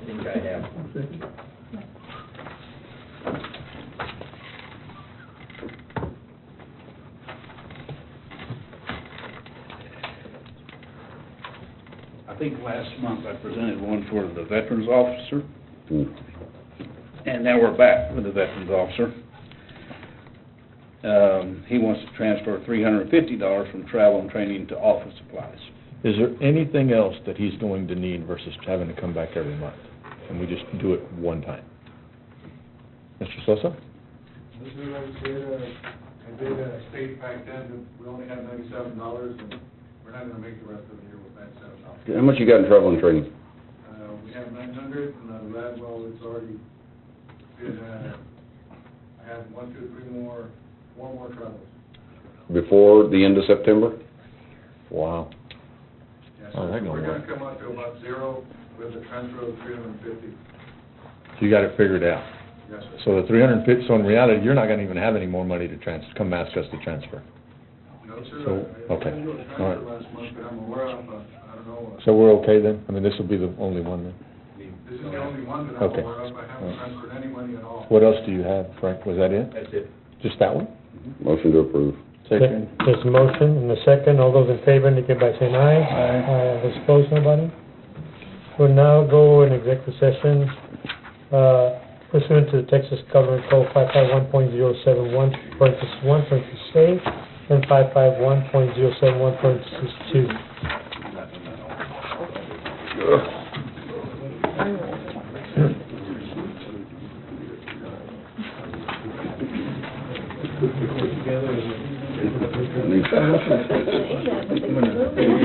Farther away. I did take a shower last night. Apparently. All right, time is now 1:10, get back together. All right, let's go back to the treasurer report. I think we got an update on the new treasurer report, including that. So I need a motion to approve treasurer report. Did everybody get a copy? Yeah. Motion to approve, this is the new one, right? Yes, it's a new one with the SL 79. Motion to approve is presented. Okay, so there's a motion. Need a second? Second. Second. Okay, all those in favor, indicate by saying aye. Aye. 4-0. Okay. All right, let's go back also to, before we go on, item 66, discuss action adopting job descriptions for county I'll wait for the employees. meeting on that. Entertain a motion for that. Do we have the signed one yet? Nobody gave me anything to sign. Where's the signed form? The signed form. I had emailed it to. Where's the form to sign? Oh, Yeah, I can't print from my phone. okay. I can go get one. Make a motion with her signing? Okay, She guarantees to sign. I promise. All okay. right. I give my word. Okay, make a motion. I need a second. Second. Second, all those in favor, indicate by saying aye. Aye. All those opposed, nobody, 4-0. All right, we're through with that. Let's go back to item, 23? Or where were you going? let's see, I'm going back to see which ones I take. All right, let's go back to item 21? 21, 22, 21 and 22. 21, go ahead. Judge, I'd like to make a motion that the Rough Canyon Fire Station, that it could be used by the public as long as they schedule the event with the secretary there at the fairgrounds. Okay, there's a motion. Second. Any discussion? And all those in favor, indicate by saying aye. Aye. All those opposed, nobody, 5-0. We leave 22 alone, Judge. Okay. All right, item 23. Judge, I'd like to make a motion that the DWI grant that is funding the DWI court at the county court at law, that the grant administrator be the county judge, Efrain Valdez, the sole administrator of that grant. Okay. Second. Okay, there's a motion and a second. Any discussion? If not, all those in favor, indicate by saying aye. Aye. All those opposed, nobody? Do we have any Judge, such? could we revisit 24? Go ahead. Let's go back to 24. Go ahead. Judge, I'd like to make a motion,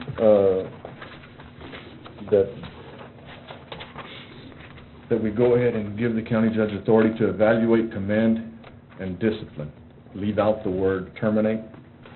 The following department heads, library, risk management, human resource, veterans office, and information technology. But take out the word terminate. That would be Second. left up to the court. Commissioner, you want to rescind also the prior, oh, there was no word. There was no Yeah, action.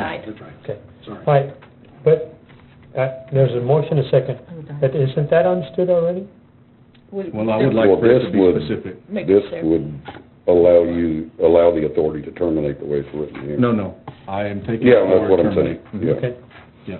Okay, there's a motion and a second. All those in favor, indicate by saying aye. Aye. All those opposed, nobody, 5-0. All right, is that it?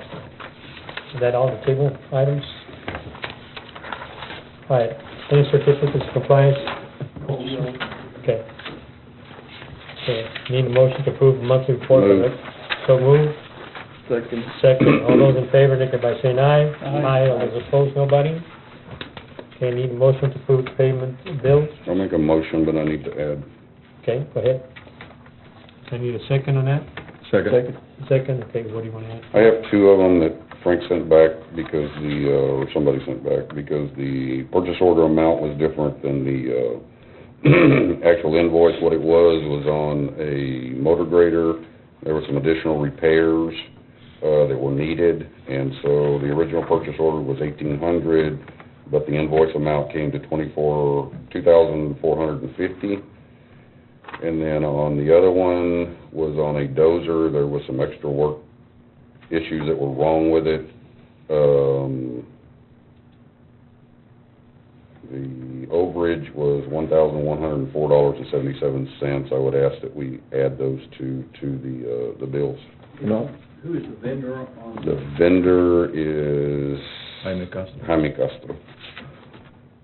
Jaime Castro. On the first one or the second one? You can, Second one. both of them. Oh, both of them. And You can have this if you want it. Work on both of them? Yes. And I had one for Gold Star Exterminators. They'd done some work, I think it was like for $79 or something.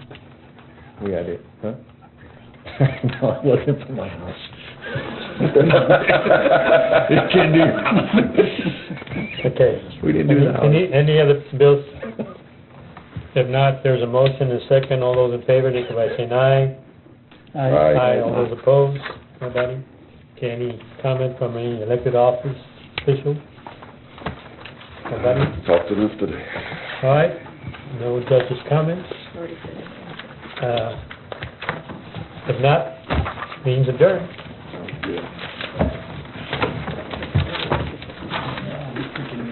You want these, Frank? I don't have mine, I can get her to send it to you. You know what, before y'all leave, we need to sign the treasurer's deal, I'm sorry. You sign it?